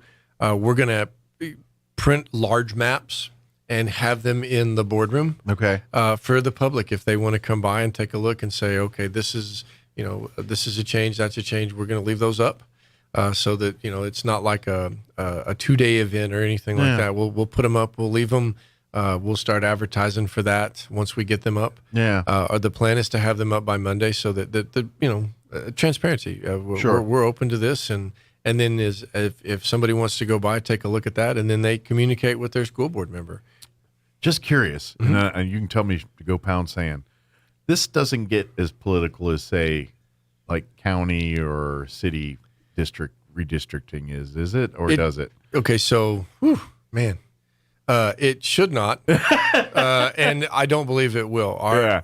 We have had a really good process up to this point, and I don't envision something changing from now until the end of the process. So you don't anticipate any contentiousness here or nothing? Shouldn't. And again, all 5 of our members were at a presentation probably about a month ago now. Okay. And we had a really good work session where they were able to ask questions. Again, the organization that's working right now, you could make a suggestion, they could make the change in real time, and then they could tell you all of the rest of the categories that would change if you did that. It would change the voting age, it would change the total age. Really, I never participated in anything like that, and so it was extremely informative to me, and it was very eye-opening as far as our community, and just kind of getting a vibe for who's where, and up to this point, and I feel pretty confident with that. We haven't had any of the pitfalls or the potholes that anybody else has had to either jump around or fall through or anything like that. You don't have the task of trying to make sure there's the same number of Democrats and Republicans in the same little line here and all that. School districts, others worry about that kind of thing. Yeah, you guys, we are nonpartisan. You're just like, look, we just need to have the same number of families represented by each of our school board members here. Right. So that we just want to make sure that's as fair as possible here. Well, and Dr. Collinwood has done a really good job as far as like the history, and he did take some time to get to know Roswell, which I want to credit him for that. I mean, he wasn't a fly-by-night company that came in and looked at a map and said, draw some lines and this is what we're going to do. See you next time. Yeah. As we've had our meetings, his knowledge of the community has grown even more. So when he would make a change or do something like that, he was able to validate and or to bring up potential areas of why you wouldn't want to do that. Gotcha. So like I said, for me, it's been a really neat process. And again, I haven't gotten any type of a sense from the board that there's contention to this. It's just, okay, it's time. It is. And I'm just prepping listeners because like we've heard about this with the county and the city and saw where it went. Fortunately, the school board level is not as dramatic. Well, and the changes that are looking at in the options that that we've gotten narrowed down to are not massive changes. They do move over a couple neighborhoods and some precincts and different things like that. I think your biggest worry is making sure the school board members still live in the districts that they are running in or are the school board member of. And that was meeting 1, session 1, minute number 5. If you make sure that's good to go, the rest can kind of work itself out. But when you get a school board member, it's like all of a sudden, guess what? You're now in District 2 instead of District 3 or whatever. I don't believe we're going to face that same problem. It's been out there, but no, I don't think we're going to face that. Don't forget, you can always go back and watch school board meetings and things. They're available at the Roswell Independent School District website. You can go back and there's a YouTube link to years worth of meetings there if you want to go back. And I don't know why you'd want to go back to years worth, but it's there if you do. We've done it. I could see it for maybe a point of reference for you guys. It's like we talked about that one meeting, just much like your notes would be there. Right. But the rest of us, I don't know if you'd want to be into that, but you do you. But and of course you're always welcome to come and be a part of it in the public especially when we love to see folks out there when we get to honor the kids, usually at the beginning of each meetings, and when we got a championship team or a group of kids that did something special or graduated through a program or something. That's always the fun part, to pack the audience with parents and things when we get to celebrate those kids. Well, and it's funny that when the parents come in that first time, usually it's for the Pledge of Allegiance. So the elementary school kids will come in for Pledge of Allegiance, and you can always tell the parents that first time, and so the kids will get done with the pledge and then they don't leave. Yeah. And it's like, it's okay. You can, it's just, you don't want to stay. You don't have to hang out for the rest. You're more than welcome to, but I promise you we'll actually even wait to start the meeting until everybody, exits. We're aware. We don't. It's all good. We're like, we'd leave if we could too. I'm just kidding. They're like, where are we going to dinner? Let's go. But please, come out and be a part. And then, of course, don't forget, get with your with your teachers, get with your staff as parent-teacher conferences going on here, and get those set up. Get meetings with your teachers, and make sure everybody's on the same page when it comes to your kids' education. Right. Here. So absolutely, good deal. Well, as always, appreciate the visit. Thank you, and we'll see you here in a month, if not yes, sooner. Sir. And anytime you need on to talk about anything, we'd love to have you. So. Likewise. Awesome. Thank you, sir. Thank you, sir. It is 8:55. Let us go ahead and take a quick break for news and a break to pay for my lunch. We'll be back. Don't go away.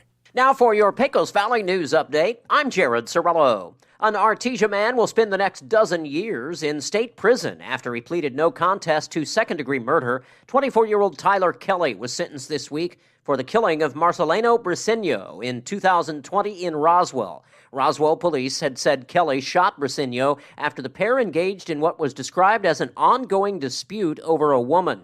Kelly is also facing attempted murder charges in a separate case that alleges he opened fire on a car traveling south on US 285 near Artesia in May of 2020. Despite discount days at the New Mexico State Fair earlier this week, fairgoers are complaining in droves that the food is way overpriced this year. The food, always one of the biggest draws at the state fair, but this year a fresh squeezed cup of lemonade will set you back $13. A cheeseburger, fries, and a soda will cost $18. The turkey legs are also going for $18. You're up to date. I'm Jared Cirillo reporting. I'm meteorologist Steve Hamilton with your Pecos Valley weather. We have a batch of moist air moving in from the south, and that might bring us some afternoon showers and thunderstorms today. Mix of sunshine and clouds, and afternoon highs in the mid to upper 80s. Some lingering showers and thunderstorms this evening. They'll wrap up by about midnight, down to the low 60s, and then we're back to sunny and dry weather on Thursday and Friday, upper 80s to low 90s. That's your latest forecast. I'm meteorologist Steve Hamilton.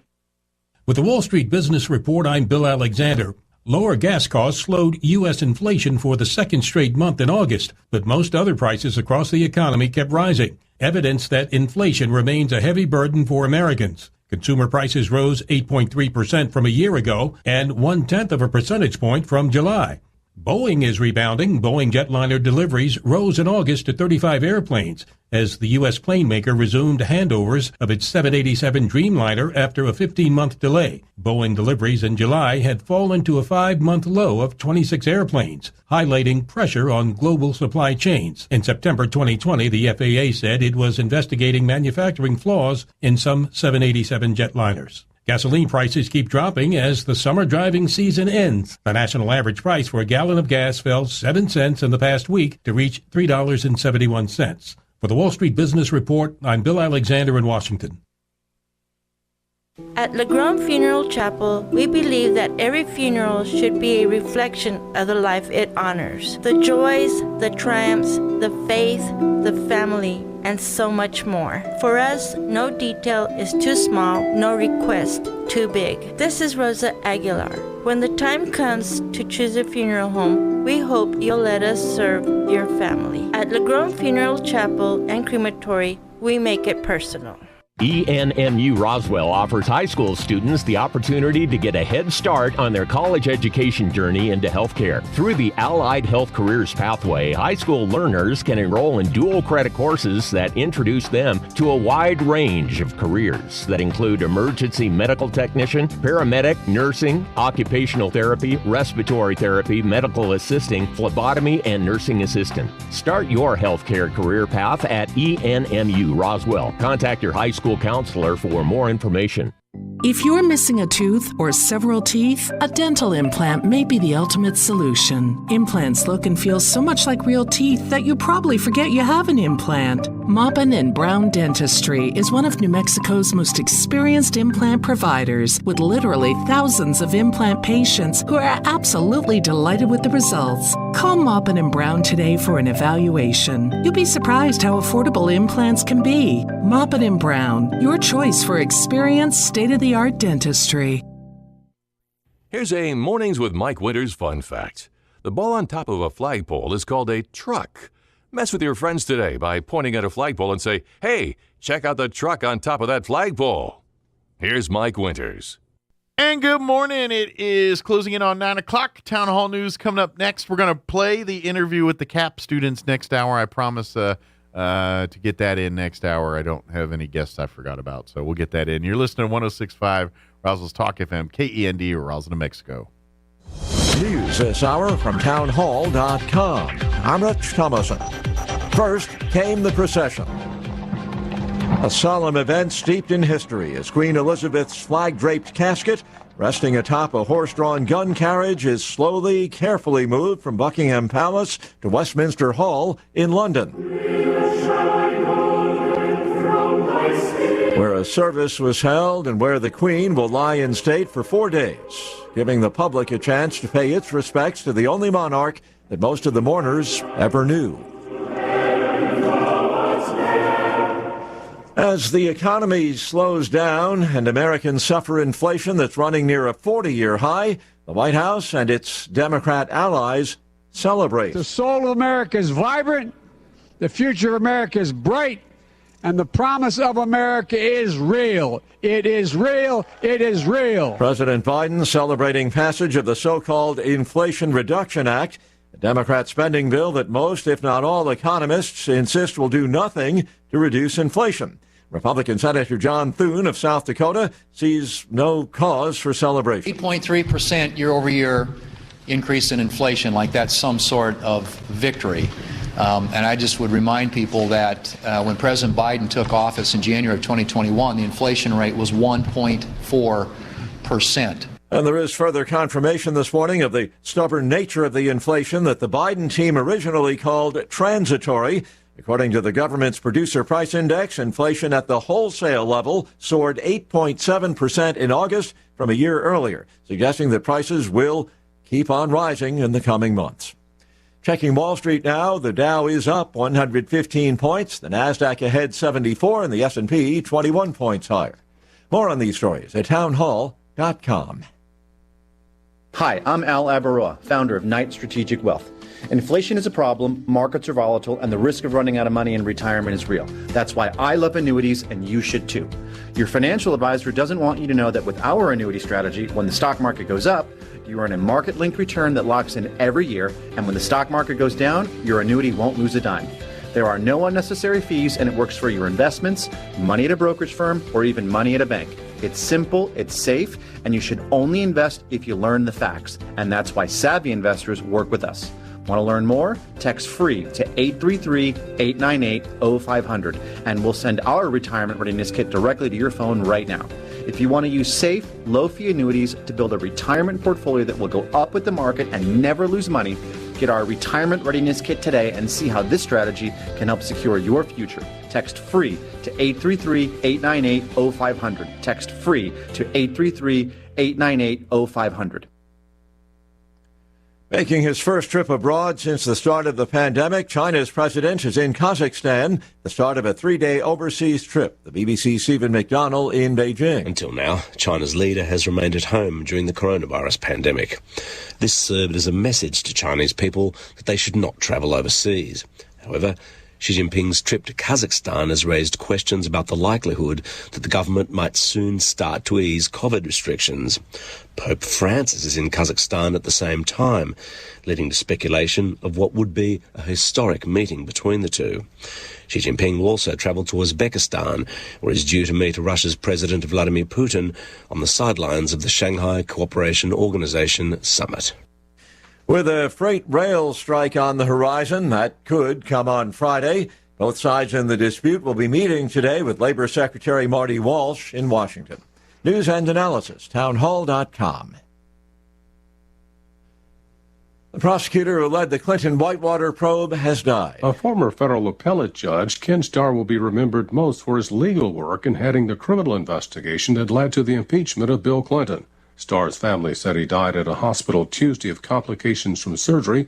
According to his former colleague, attorney Mark Lanier, Starr had been hospitalized in an intensive care unit in Houston for about 4 months. Ken Starr was 76. Norman Hall, Washington. The FBI and Massachusetts State Police are among agencies investigating the explosion of a package at Boston's Northeastern University. Minor injuries suffered by the man who opened the parcel that arrived at a building on campus. There was a second package as well, but that one did not explode. It was rendered safe by a police bomb squad. Once again on Wall Street this hour, the Dow is up 88 points, the Nasdaq 61 points higher. More on these stories at townhall.com.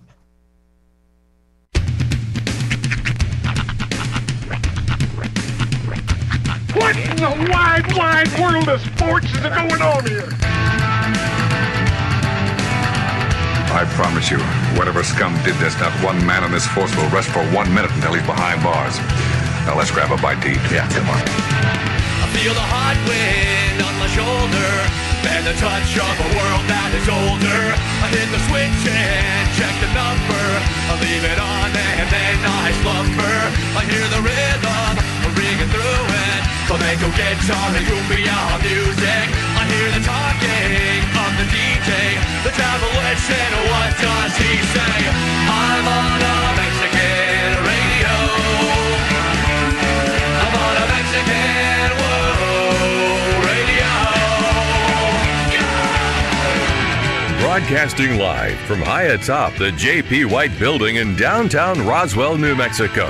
It's Mornings with Mike Winters on 106.5 Roswell's Talk FM. Is that what I sound like when I talk? Now, here's your host, Mike Winters.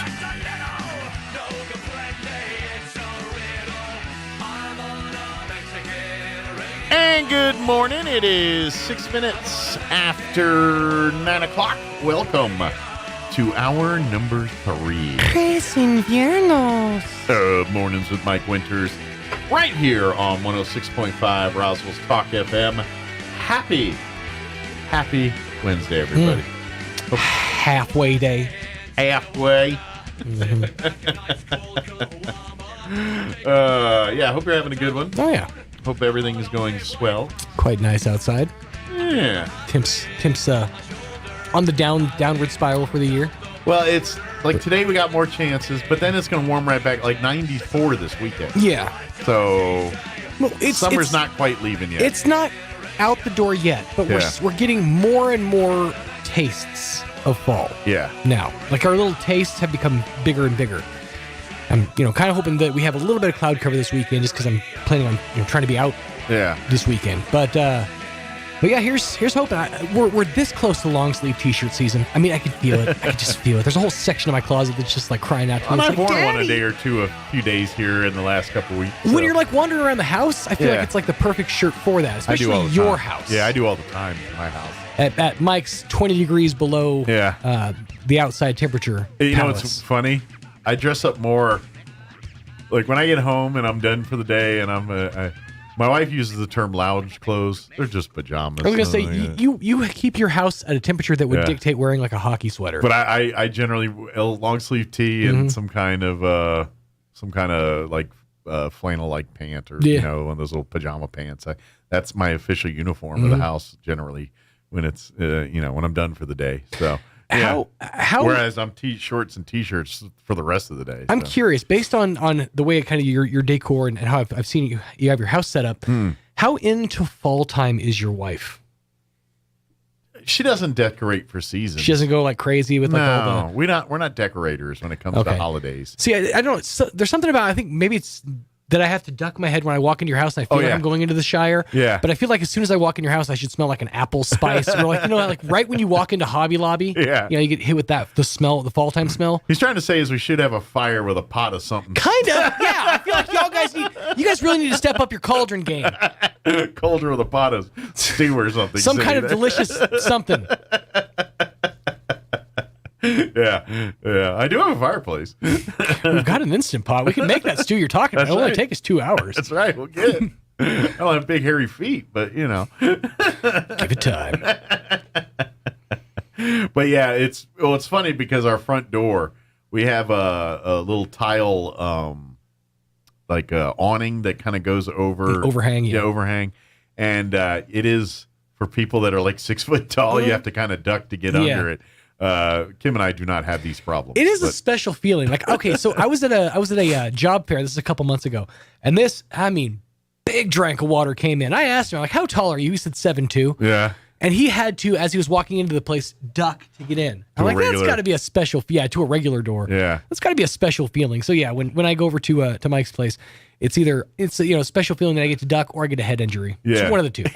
Either feel good or feel bad. Yeah. Feel good or wake up like 20 minutes later wondering where I'm at. But I get it because I've been in a room with like short people, like my wife and there's other friends that are, and I have sat in there and I'm like, I feel really tall right now. And I've been in those moments where I stand there, I'm like, I am towering over everybody here. This never happens. I'm going to put this out there right now. Yeah.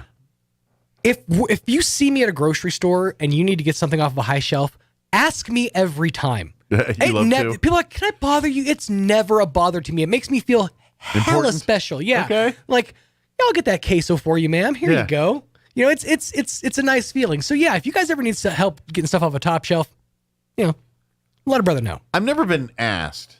No, it's come up at least 3 times in the last month. Well, I'm 5'8". Yeah, I know.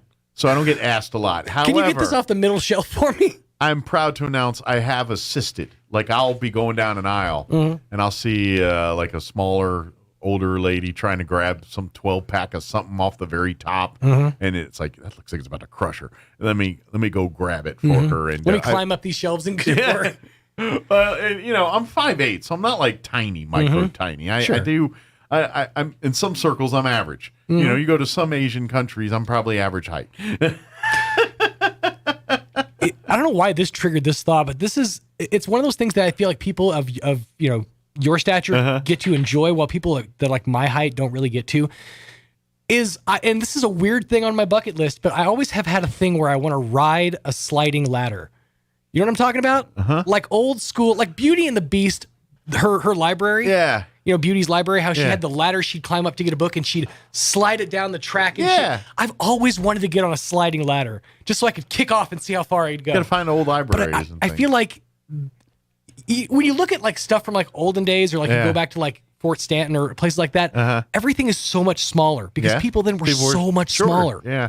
So I feel like it wouldn't be effective for me. It would be like a step ladder for me. It's like I can get the stuff off the top shelf without it. Well, now some of those libraries, they get like 2-story bookshelves and things, or some of these colleges. Yeah, if I could find like a real hoity-toity one. Yeah. I don't know where. First of all, it feels like a business that doesn't get a lot of like traction. Like the one company that makes sliding ladders. Yeah. Well, and I imagine with Ocean and everything, they probably replaced that technology with something else. Maybe. But it's like the Otis company that has like the corner on the elevators. Yeah. Well, now they've actually no, it's the ThyssenKrupp. Have you seen those? The ThyssenKrupp group or whatever. Well, originally it was Otis. Yeah.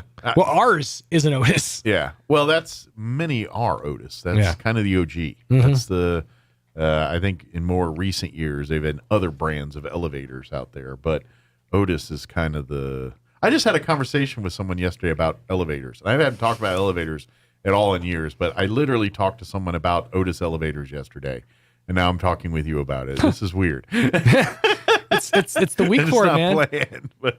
Well, here you go. You can get one for $179.99 on Wayfair. Otis elevator? No, a sliding ladder. I was like, really? I just got curious, like, as far as like sliding ladders, are those still a thing?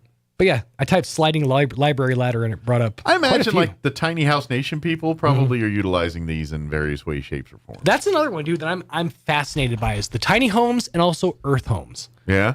Like the ones that are like, the dome, the geodesic domes that are built into like a cave or whatever. Right. Yeah, those fascinate me. I love stuff like that. I could never do it, but like my dream home, I've thought about this several times. My dream home is I want to get and like hollow out a space below ground. Yeah. And then get like 4 like school buses and then like connect them and make them like a domicile. I'm trying to think if I talked with you on the radio or this was years ago, but I came across, it's in Arizona. Mm-hmm. And I think I watched an episode of Ghost Adventures, and this is what put me onto it. Okay. There is a cave, and I don't know exactly where in Arizona, but it's somewhere in Arizona. It's a cave you go to and tour like Carlsbad Caverns or something like that. Obviously not to the level of Carlsbad Caverns, but it's a cave. But in said cave, they have an opportunity where you can stay the night in the cave. Really? And they've set up like a hotel room down there, and they've got like a little room with books and like a record player and like it feels like the perfect place to take a victim. Yeah, it's very. I want to do it one time. I'd love to. I don't know if my wife would ever be down, but I don't remember the name. It's and it was featured on an episode of Ghost Adventures because allegedly it's haunted. Sure, but yeah. I mean, you got to imagine, dude. That's got to be like the creepiest night's sleep ever. But I want to be Nobody can hear you scream. Spending the night in a cave like that, cool. in a bed and everything. I kind of want to try. There's a lot of those that I'm intrigued by. Like the one that gets me is there's a hotel where you have to. It's like off in the Keys or something. You have to like dive down with like diving equipment, go down like well below the water, and there's this underwater like bubble. Okay. And there's like a whole full-fledged hotel inside this bubble. Oh, nice. So you can stay underwater. Okay. That kind of fascinates me. I think that'd be really cool. These are the modern day forts when we were kids. Or the other one, there's a lot of these, like up in like somewhere icy.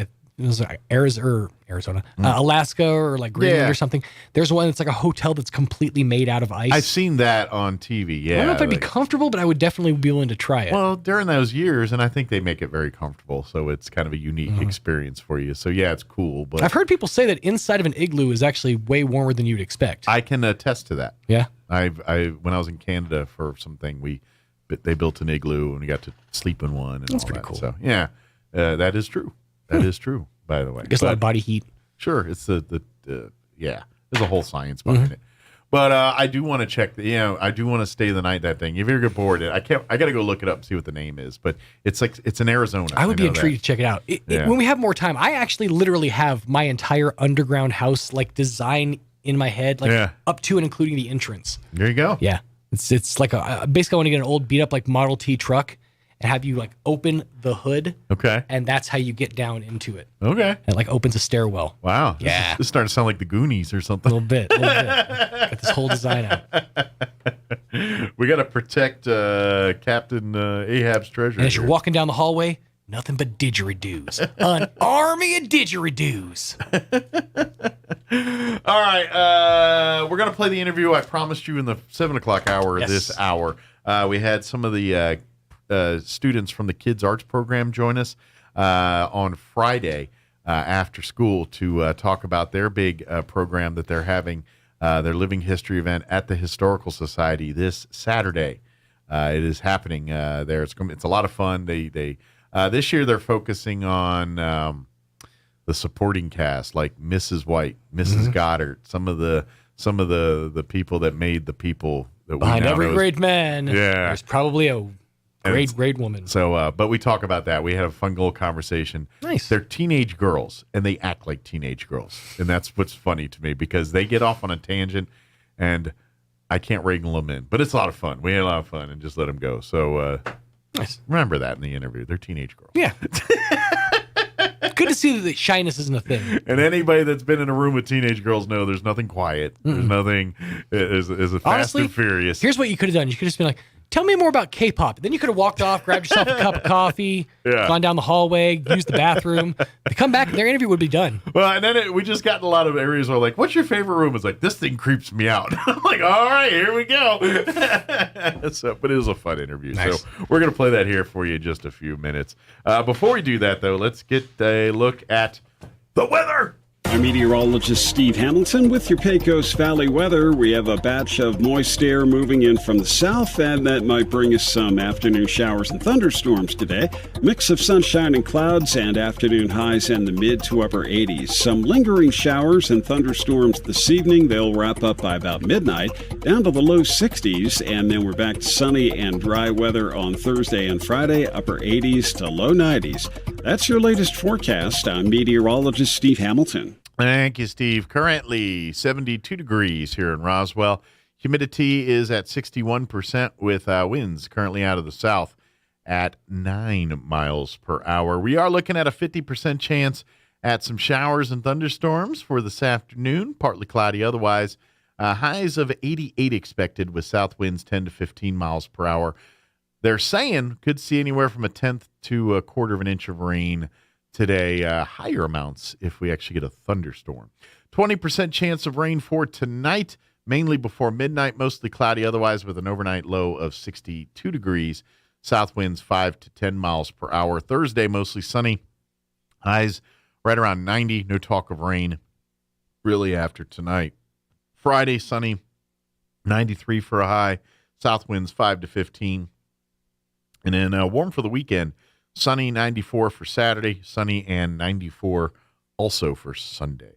All right, it is 9:19. We're going to take a quick commercial break, and then we're going to play our interview with the Kids Arts Program that's coming up here in just a few. Don't go away. You're listening to Mornings with Mike Winters.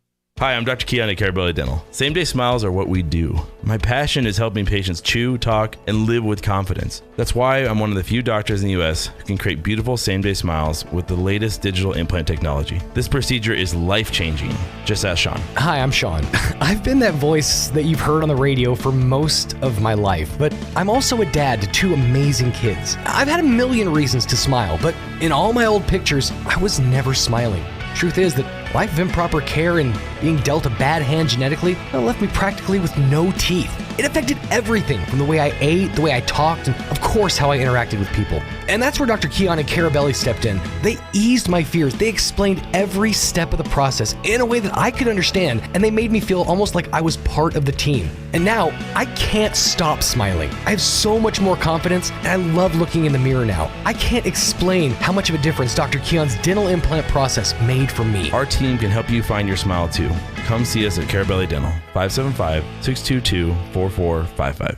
Keeping your commercial vehicles in good working condition is a priority. With over 60 years experience, Big O Tires is here to handle all of your commercial vehicle needs. From a large tire selection, quality automotive services, to priority appointments, our experienced technicians will get your business back in action quickly. Whatever size business you operate, Big O Tires has your business covered for all your commercial vehicle needs. Stop by your local Big O Tires today. Have you noticed the days are getting shorter?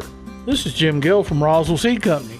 I know it's kind of hard to tell, but we're on the downhill side of the year, so every day is a couple of minutes shorter than the one before, even though your plants need plenty of food and water to keep them healthy. Like those globe willows that are turning yellow. A good dose of the right fertilizer will make them bright green again.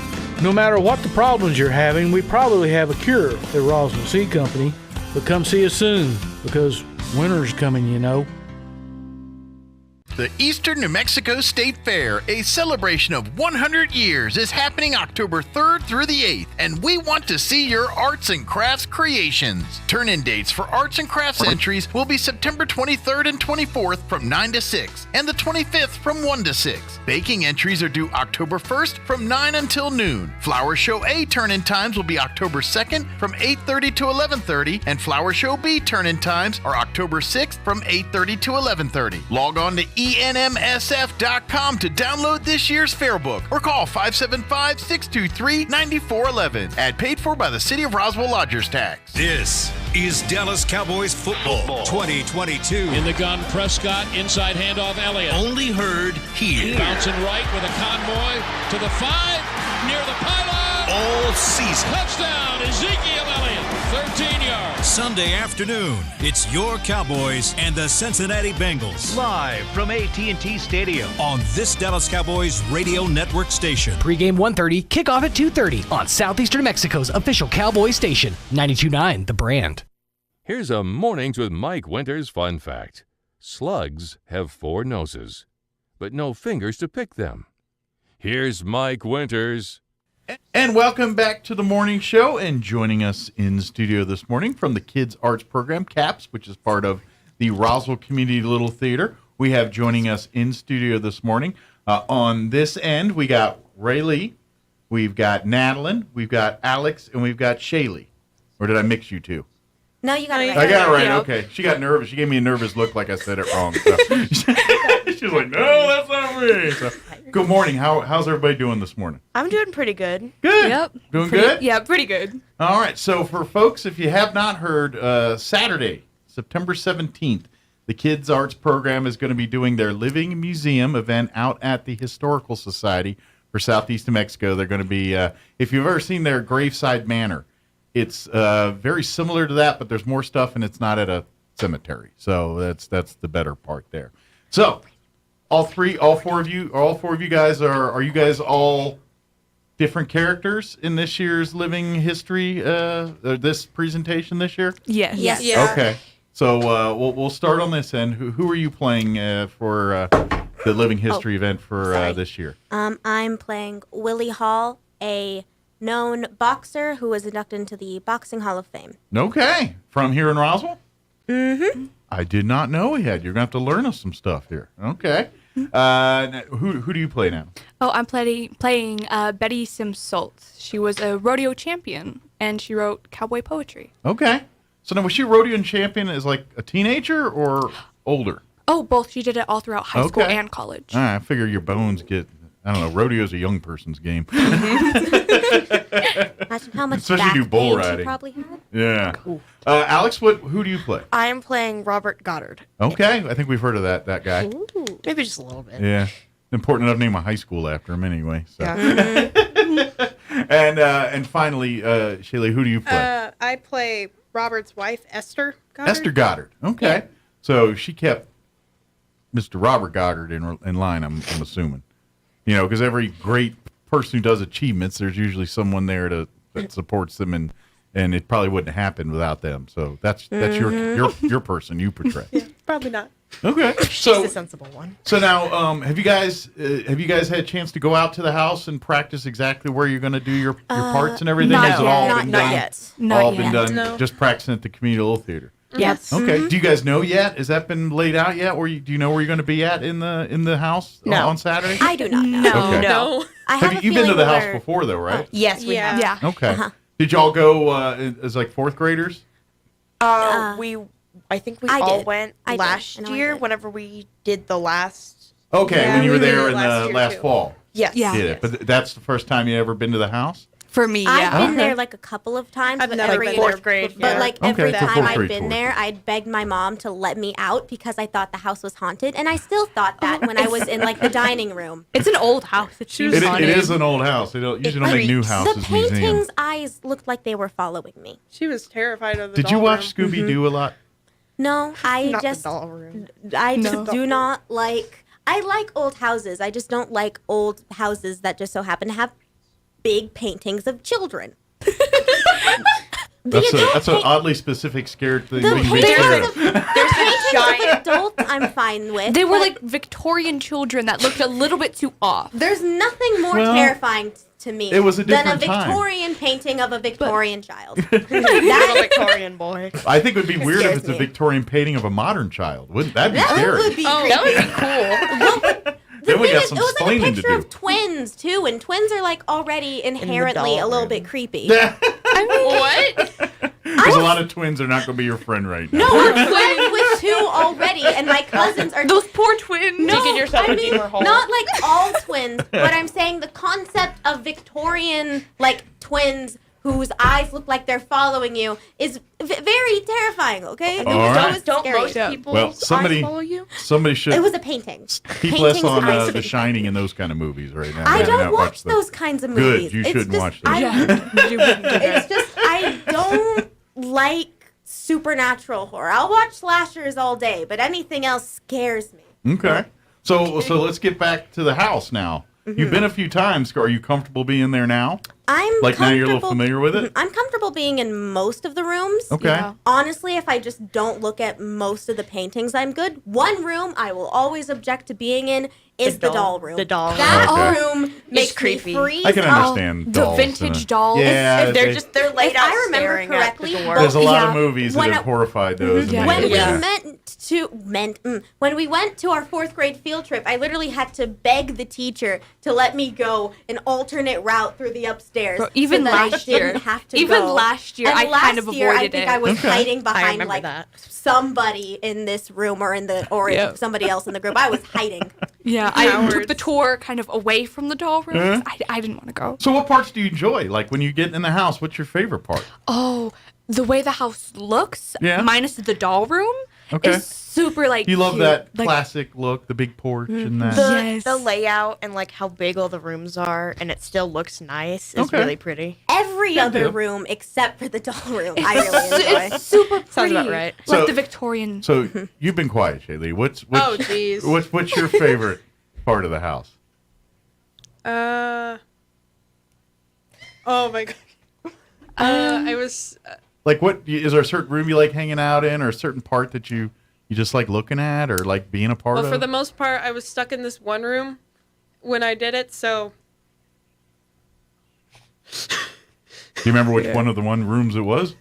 They have. I quite a remember few? it had a typewriter in it. Okay. Oh, I know what room it was. I messed with the typewriter a few times. I don't know if I was allowed to do that. What room? It was Well, you just like- outed yourself if you weren't. It's the room that was almost directly across from mine, and it's the area that sells like a bunch of books. Okay, on, kind of like, the main Mexico. foyer Yeah, there. there were a bunch Yeah. of books. And it's the one Okay. that has like the list of famous people from Roswell. okay. Or from Oh New yeah, Mexico. like the room Okay. right across. Like the one where that they has sell Owen it. Wilson, Demi Moore, yeah, all those people. Yeah, So, Owen Wilson lives in Demi. so let me get back to the people you're portraying on Saturday. What is there a unique thing you learned about them that you would have never suspected about this person? Yeah, my character was the only girl in a family of all boys. She had 5 brothers. Okay. I did That's not probably know that. explains the rodeoing and stuff. Probably, you know, you grow up around brothers. I think it make little tomboy just kind of rubs off on you a little bit, you know, kind of thing. Just kind of. What about for you? Because tell me more about this boxer. Oh, I probably have not done as much research on him as I should have, but Okay. just simply judging by my script and the fact that he was a boxer in the Hall of Fame, I think it's very interesting that we had a Hall of Fame person even come from Roswell. Sorry. Do you know what years he fought? Around what time period? It didn't have any specifics. Okay. But simply judging from at least how he talks and how much he mentions, I can assume it was probably like 70s and 80s would be my best guess. Okay. So a little more modern compared to some of the other folks we're talking about here. So good deal. Now for Robert Goddard, that's a lot of people know that name, but not be familiar with everything. Was there any factoids about Robert Goddard that surprised you? I don't know why, but I always assumed he was born in the 1900s, but he was born in the 1800s, the 1880s, I believe. I don't know why I always thought he was born later, but he was Well, I born mean, earlier. he's known for Godfather of rocketry and things, and that's 1950s and all that. So Yeah. but he was a man, a seasoned man by that time. So Yeah. How about Mrs. Goddard? What was there some interesting stuff about that you didn't know about or thought was pretty cool? Well, when people usually talk about the Goddards, they usually just talk about like how Robert contributed to rocketry. So I was interested to see like how Esther was helping him the whole time. Yeah. So that was cool. And what was there anything interesting you learned there, or was she involved with some of that, or is it mostly just keeping him out of trouble? It mentioned how she helped him with like some of the experiments with the rockets and stuff. So she did participate in some of the actual testing and experimentation of it. Very cool. Good deal. Was there any, like, did you know, like, did you even, like, for instance, I mean, you probably were familiar with Robert and God, but for yours, the boxer and our rodeo, where did you know of these people prior to learning about this, or was it the first time being introduced to them? Yeah, I didn't know like who she was at all. I didn't like know any. I don't really know anything about rodeo champions. Okay. But like she's really interesting. Okay. And what time frame was she doing her rodeoing and all that? There aren't really specifics in my script. I'll have to look it up later. Okay. Well, cool. So, go ahead. Oh, sorry. With me, it was pretty similar to Nadeline. I'm not the biggest. I was gonna say not the biggest sports fan, but I do like some sports. I'm not the biggest boxing fan. No. And so I had no idea that we had like the super famous boxing person who was from Roswell. I thought that was pretty cool. Good deal. So now are you interested in watching a boxing or getting into boxing now a little bit more? Or not quite yet? Really? Not yet? Not ready to lace them up and step into the ring? Mm-mm. No? Okay. Now, for folks, the event's going to take place this Saturday at the Historical Society, 200 North Lee. It's going to be happening between 10 a.m. and 2 p.m. It is a come-and-go event, so if you're not available till 10:30 or 11 or whatever, no problem. But they do ask that you RSVP, and they're asking for a $5 donation. You can RSVP by going to the Roswell Community Theater's website, the CAPS program's website, which is, do you guys know your website? What the website is for the CAPS? No. I can look it up, though. I know. Don't worry. I know it. I just to see if you guys knew it. It's Roswell Theater, THEATRE.org, spelled like live theater. You can also find a link to the Historical Society's website. If you go to roswellnmhistory.org, you can go there and also find the link to the website to get your tickets for it. But if you space out and forget to RSVP, no problem. If you come down between 10 and 2, as soon as they have an open spot there, they'll let you slide in and do your thing. So, what about the arts and crafts stuff? You guys, because you guys will be busy across at the house there, but have you had a chance to see some of the stuff that they're going to be doing next door in the archives facility? No. So it's a secret. You can't spill the beans. We know that afterwards we may be able to take them home or like play with it, but we don't know exactly what's going on. I know that last year my family told me that for my character, I completely forget her name now, but she like served soup to these German soldiers. So I was told that outside they had like the soup recipe that she had made. No. So other than that, I have. What kind of soup was it? What was the recipe? Do you remember? I know it had like tomato and carrots. Okay, so it was like a vegetable soup? Yeah. Was it a soup or a stew?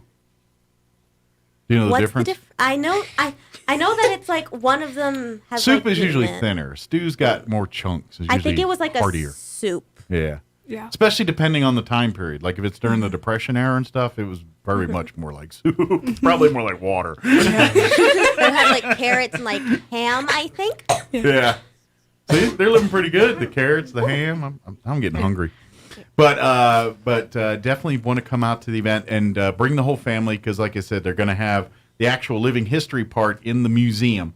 And then either before, during, or right after, then you can come on next door to the archives facility and do projects and arts and crafts stuff that kind of go along with the stories and things you learn about in the house there, which these youngins, that's the term, youngins, will be like portrayed here. So now I know there's another part too where there is a raffle where you can get a chance to win some prizes and things, kind of the old breaking into the security deposit box and seeing what treasures are in there. Have you guys, are you guys helping with creating that and getting it ready for Saturday? No. So you don't know none of the prizes or nothing? No. It's a surprise for Are we us. allowed to participate? I think I believe it's a That makes surprise sense. for everybody. Yeah. Because I don't Well, know. somebody's got to know. Yeah. Like the bare minimum that we get told is like about our characters And that's it? what we should be doing, and if certain members of the family will be. Okay. Because we're coming. I allowed think to, like- Shaylee has an interesting story about that, actually. Oh. Not mine to tell. Oh, You can no, tell it if you want to.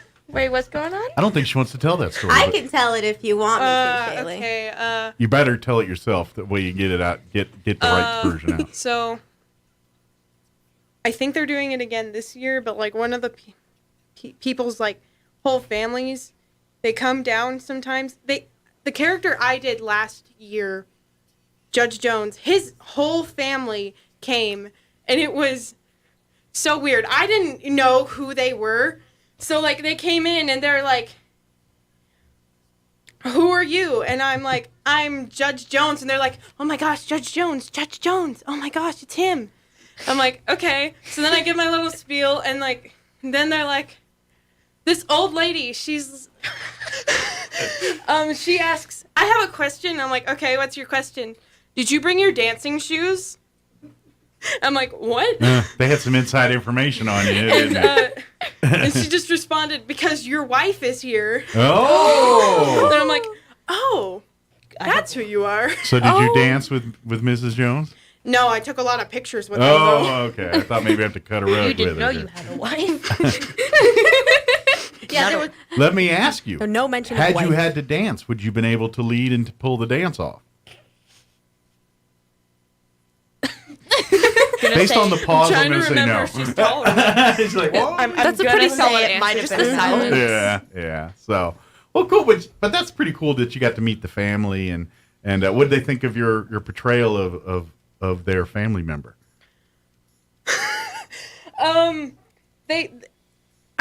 I think they mentioned that I did a good job in person, but according to my mom, one time she looked on Facebook and or something like that, and apparently one of them said it was like he was in the room. Oh, that sounds like a compliment to me.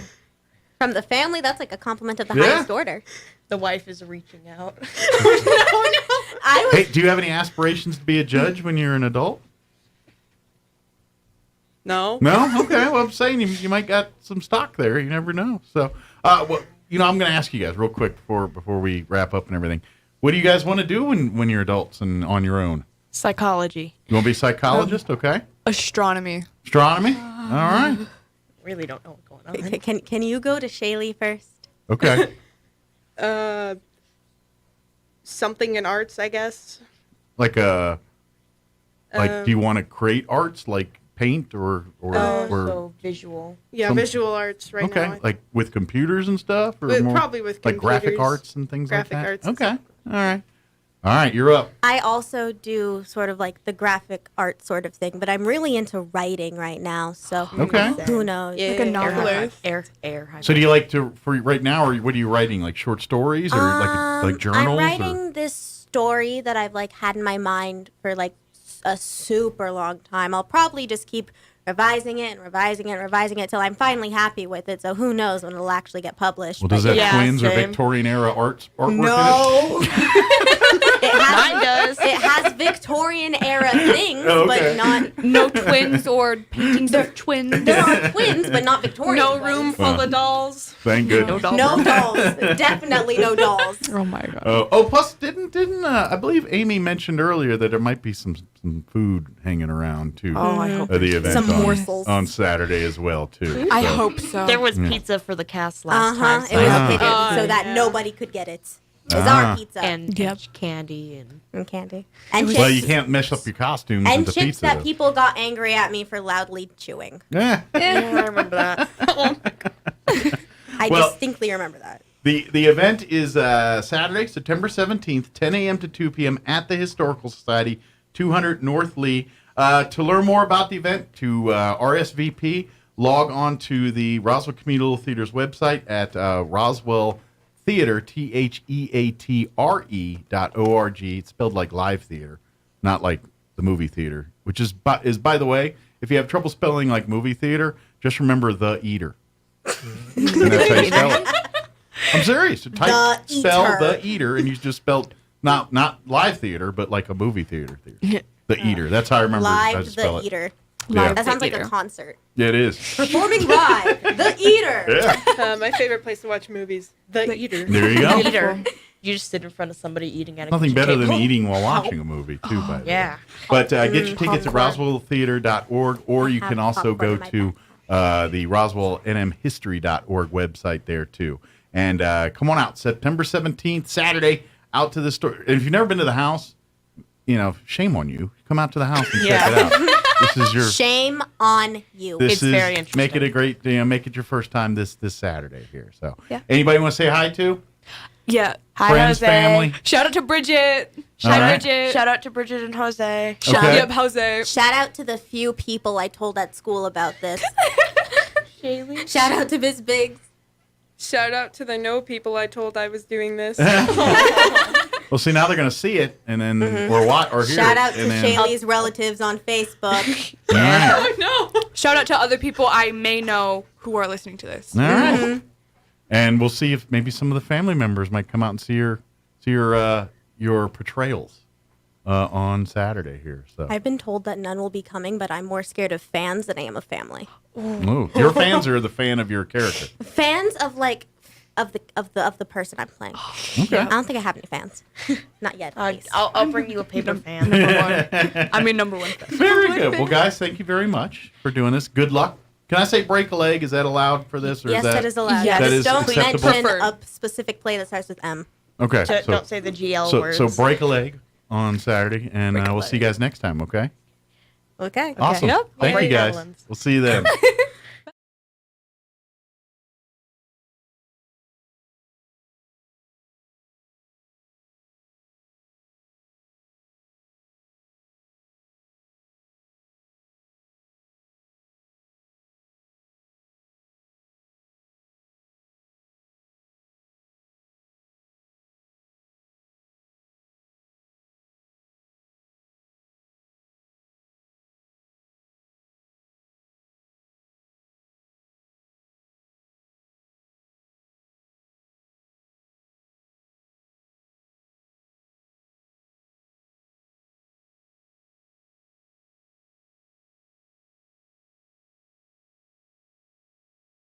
Draws at the state fair, but this year a fresh squeezed cup of lemonade will set you back $13.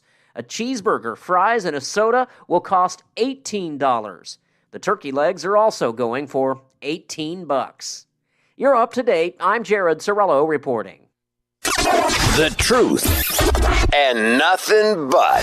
This is the Sean Hannity Morning Minute. What most people don't realize is the Bureau of Labor Statistics, they have now changed twice the way they calculate inflation over the years. If we use the same methodology that they used in the Carter years and post-Carter years in the early 80s, and if we use those calculations today, today's 8.3% inflation rate would actually be over 16%. If you apply the post-1987 methodology to today's 8.3% inflation rate, it would be a staggering 12%. Either way, record highs. Great job, Joey. Keeping you on the straight path. Later today, it's the Sean Hannity Show. You know, more and more parents are exploring homeschooling. Now, if not in your family, you probably still know someone who is. Now, you need to check out Acellus Power Homeschool. Power Homeschool is the official program that is offered by Acellus for parents homeschooling their children. And at powerhomeschool.org, well, you're going to see how this program keeps parents in control of their children's education, and they're offering online courses right in the safety of your home and taught by some of America's greatest teachers. Now, it's a way to keep your students learning at grade level while allowing for more parental influence and involvement. With Acellus Power Homeschool, well, they're going to get a quality education studying right there at home. Now, it's not too late for the fall season. Just check out Acellus Power Homeschool right now, your affordable homeschool solution. You can learn a lot more at powerhomeschool.org. That's powerhomeschool, one word, .org. I'm meteorologist Steve Hamilton with your Pecos Valley weather. We have a batch of moist air moving in from the south, and that might bring us some afternoon showers and thunderstorms today. Mix of sunshine and clouds, and afternoon highs in the mid to upper 80s. Some lingering showers and thunderstorms this evening. They'll wrap up by about midnight, down to the low 60s, and then we're back to sunny and dry weather on Thursday and Friday, upper 80s to low 90s. That's your latest forecast. I'm meteorologist Steve Hamilton. It's time for the Chavez County Sports Report. Let's talk some volleyball, because last night we had some action on the hardwood. It was Roswell defeating Alamogordo in a 3-0 sweep. The Coyotes are now 7-2 overall. On Saturday, Roswell defeated Clovis and Carlsbad by 3-1 counts. They'll be at Goddard tomorrow night at 6:30. Goddard over the weekend swept Oregon Mountain and Mayfield 3-0 counts. That bodes well in district because both those teams gave Artesia a hard time over the weekend. Mayfield beat Artesia, in fact. Texaco knocks off Dexter last night in Texaco 3-0, and it was I guess that's all the scores we had. No, we have one more. Loving tops NMMI 3-0 as well. The scores that we're lacking, well, we'll get to that as soon as we get them. The Sports Report brought to you by DSI. Call DSI for all your office technology needs. I'm Eric Butler at Roswell's Talk FM 106.5. With the Wall Street Business Report, I'm Rich Thomason. Wall Street opened modestly higher this morning following yesterday's sell-off that saw the Dow plunge more than 1,200 points, its largest drop in more than 2 years. The market tumbled in response to indications that inflation has now entered a more stubborn phase. It's a shift that has panicked financial markets and heightened the risks of a recession. Some of the longtime drivers of higher inflation, spiking gas prices, supply chain snarls, and soaring used car prices are fading. Yet underlying measures of inflation are actually worsening. And the ongoing evolution of the forces behind an inflation rate that's near a 4-decade high has made it harder for the Fed to wrestle it under control. That's correspondent Jeremy House. Inflation at the wholesale level soared 8.7% in August from a year earlier. That, according to the newly released Producer Price Index. For the Wall Street Business Report, I'm Rich Thomason. Are you tired of your tired old furniture? Well, why are you keeping it? Glenn's Furniture has filled their store with a special purchase of beautiful, high-quality furniture at factory prices. Stylish reclining sofas and love seats, smart and practical dinettes and dining tables, sumptuous bedroom furniture, and Serta mattress sets, all specially priced and ready for immediate free delivery. Get the lowest prices of the year. Hurry to Glenn's Furniture at the corner of Union and Alameda, saving you money on quality furniture since 1953. Come on down. The Price is Right sales event is on at Roswell Nissan with huge savings like a 2020 Sentra for just $289 a month or a 2014 Avalon for just $219 a month. Play Plinko to win cash just for stopping by, a movie ticket or a Home Depot gift card with a test drive and a choice of prizes with purchase, and register to play the Superhero Punch game with 16 big winners, including gift cards, a Ninja Blender, and even a 40-inch TV. Drawing September 17th at 1 p.m. On now at Roswell Nissan, 2111 West 2nd. Don't forget to have your pets spayed and neutered. Find your path to a greater future at Eastern New Mexico University. With degrees offered both on campus and online, ENMU has the flexibility that you're looking for, and with the New Mexico Opportunity Scholarship, New Mexico residents can now start, continue, or finish their bachelor's degree tuition-free at ENMU. For more information, visit enmu.edu. Eastern New Mexico University. Student success, that's what we're about. Here's a Mornings with Mike Winters fun fact. Sigmund Freud once believed that cocaine could be used to help treat a morphine addiction. Mike used bacon to get over his addiction to beef. Here's Mike Winters. Didn't take. Now I'm a fiend for bacon and beef. Yeah, the beef and bacon addiction, it's your intervention is coming up later this week. We needed to talk to you about that. We're having a cookout. Mm-hmm. We're going to need you to bring the plates. Yeah. Can you bring chips? You know you're the unreliable friend when like your friends are throwing a party and they're like, you can just bring cups. Right. Can you bring napkins? No, actually, I'm always the chips and salsa guy because they know I go to Martine's for the good stuff. So they know that's where you got your spot. Yep. Your jam. That or a big bag of little poblanitas. Yeah. the good ones. Well, so this is it. We're fortunate in these areas. We really are. You can get chips and salsa at Throw a Rock and at a place to get good chips and salsa around here. True. We're very fortunate. We literally can throw a rock and get the best chips and salsa in town. Literally. Yeah. If I wasn't so tired from doing all these squats. I could throw a rock over that mountain. Tell him, Uncle Rico. That's right. Which, by the way, since what's his name's hurt for the Cowboys, I've been seeing all the Uncle Rico memes pop back up. Oh, poor guy. They're all coming out in force again. The Uncle Rico memes. So. I wonder, to follow that guy a day in his life, Uncle Rico. Uncle Rico? Because he's a serious actor. He's probably got other acting gigs, but no one wants to talk to him about anything except for Uncle Rico. I'm pretty sure. I would hope that after the movie, he shaved and never grew back a mustache ever again, because that's a look that you kind of can't get away from. I hope he's got the same butt cut that he had in that I got to movie. give props to John Heater, because he managed to shake off Napoleon Dynamite. That's a tough one. Yeah. But has he? He's done a pretty good job. I mean, yeah, he's still kind of he's like, oh yeah, Napoleon's new movie, but he acts differently enough. You know who's done a really good job of shedding his character? Yeah. Daniel Radcliffe. Yes and no. He's done a lot of different stuff. Have you heard, and I'm dying to see it, have you seen that he's Weird Al in the new biopic? I have seen he is Weird Al. Dying to see. I want to check it out, but you're right. Yes, he's expanding his thing, but every time I see him, I still see Harry Potter. Does that make sense? Yes and no, because like I said, if you see what he's done to his face in the new Weird Al movie, he's got a face. Well, he's got to look like Weird Al. Yeah, but he can get far enough away from it to be maybe this will change my opinion, but because he's part of that TBS comedy group that does with who else is in it? Daniel Radcliffe? Buscemi. Yeah. Oh, really? They've done 3 to 4 different one-off television comedy series. The first one was in medieval times. Okay. I want to say there's one where they do the Oregon Trail expansion west.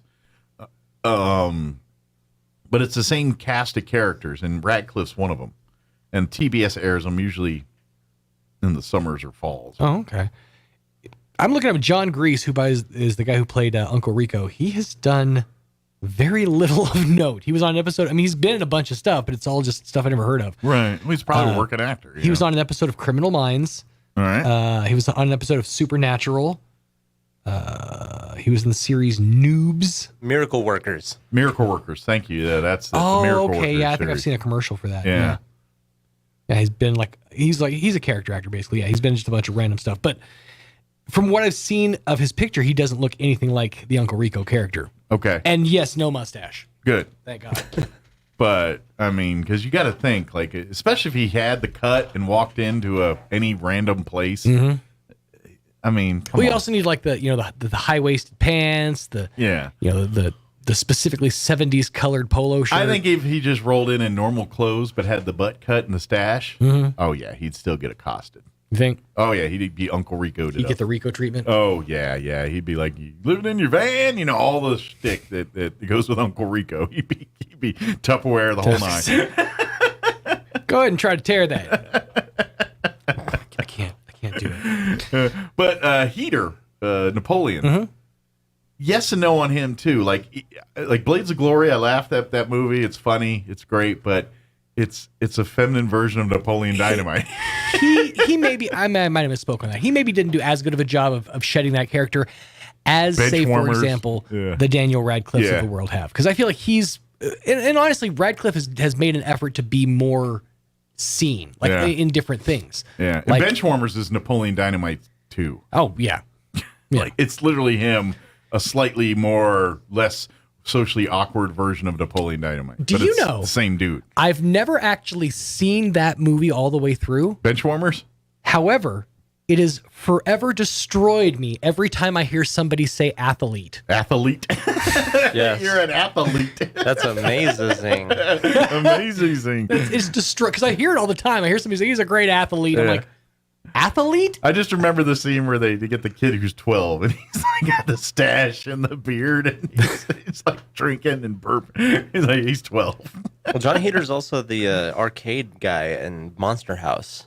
I never seen Monster House. Oh, the animated movie? Yeah, he's the guy that he's like, oh yeah, look at all the blood or whatever. Who's playing the arcade machine. Okay, it's easier to kind of stave off a character if you go into voice acting. I feel like that's what a lot of like the major, like Jaleel White would have done good to just go into voice acting. Yeah. After Urkel. See, like I feel like he was Sonic. Yeah, that's true. We're just several years away due from a convention where John Heater's one of them. I would also argue the nerdy kid from Road Trip. I don't know his name, but he's been in a couple other movies. But he's he's skinny his with name, the no, head. I know his name. It's gosh darn it. He was on Breaking Bad. He was in oh my god, I know exactly what you're talking He did about. another movie where he was like a cooler guy, kind of.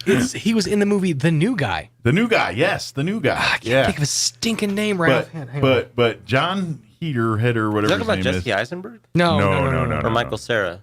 No, neither one of those guys. Hold on, I'll look him up. No, he's more obscure. Well, I kind of disagree with. And as soon as I see his name, I'm gonna know. Well, I got to finish my statement too. Your thing. But so that guy, McLovin. Oh, DJ Qualls. DJ Qualls, that's his name. DJ Qualls, John Heater, the kid that's McLovin. Yeah. And there's a couple more. Maybe even have like Tom Green just as like a guest a panelist. convention of just sadness of these guys that did these one movies that you know them huge from one movie and nothing else. I would even throw a Tom Green in there because he's kind of obscure that way too. Yeah.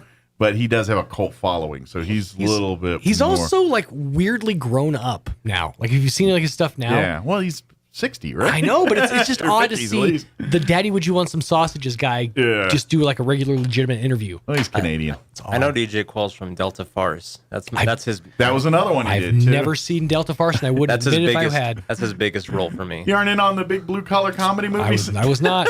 Sure wasn't. Delta Farce, yeah, that was bad. That was bad. What was that other one? Larry the Cable Guy, Health Inspector. All those movies were were just bad too. terrible. Yeah, they were bad. I'll still watch them because I'm dumb like that, but they're bad. Granted, I watched Meet the Deedles. So. Yeah. All right, we got to go. Sorry, we can't talk about the bad movies anymore. Thanks for allowing us to be a part of your day. Really do appreciate it. Have an amazing day. We'll be back bright and early, 7 a.m. tomorrow. You're listening to 106.5 Roswell's Talk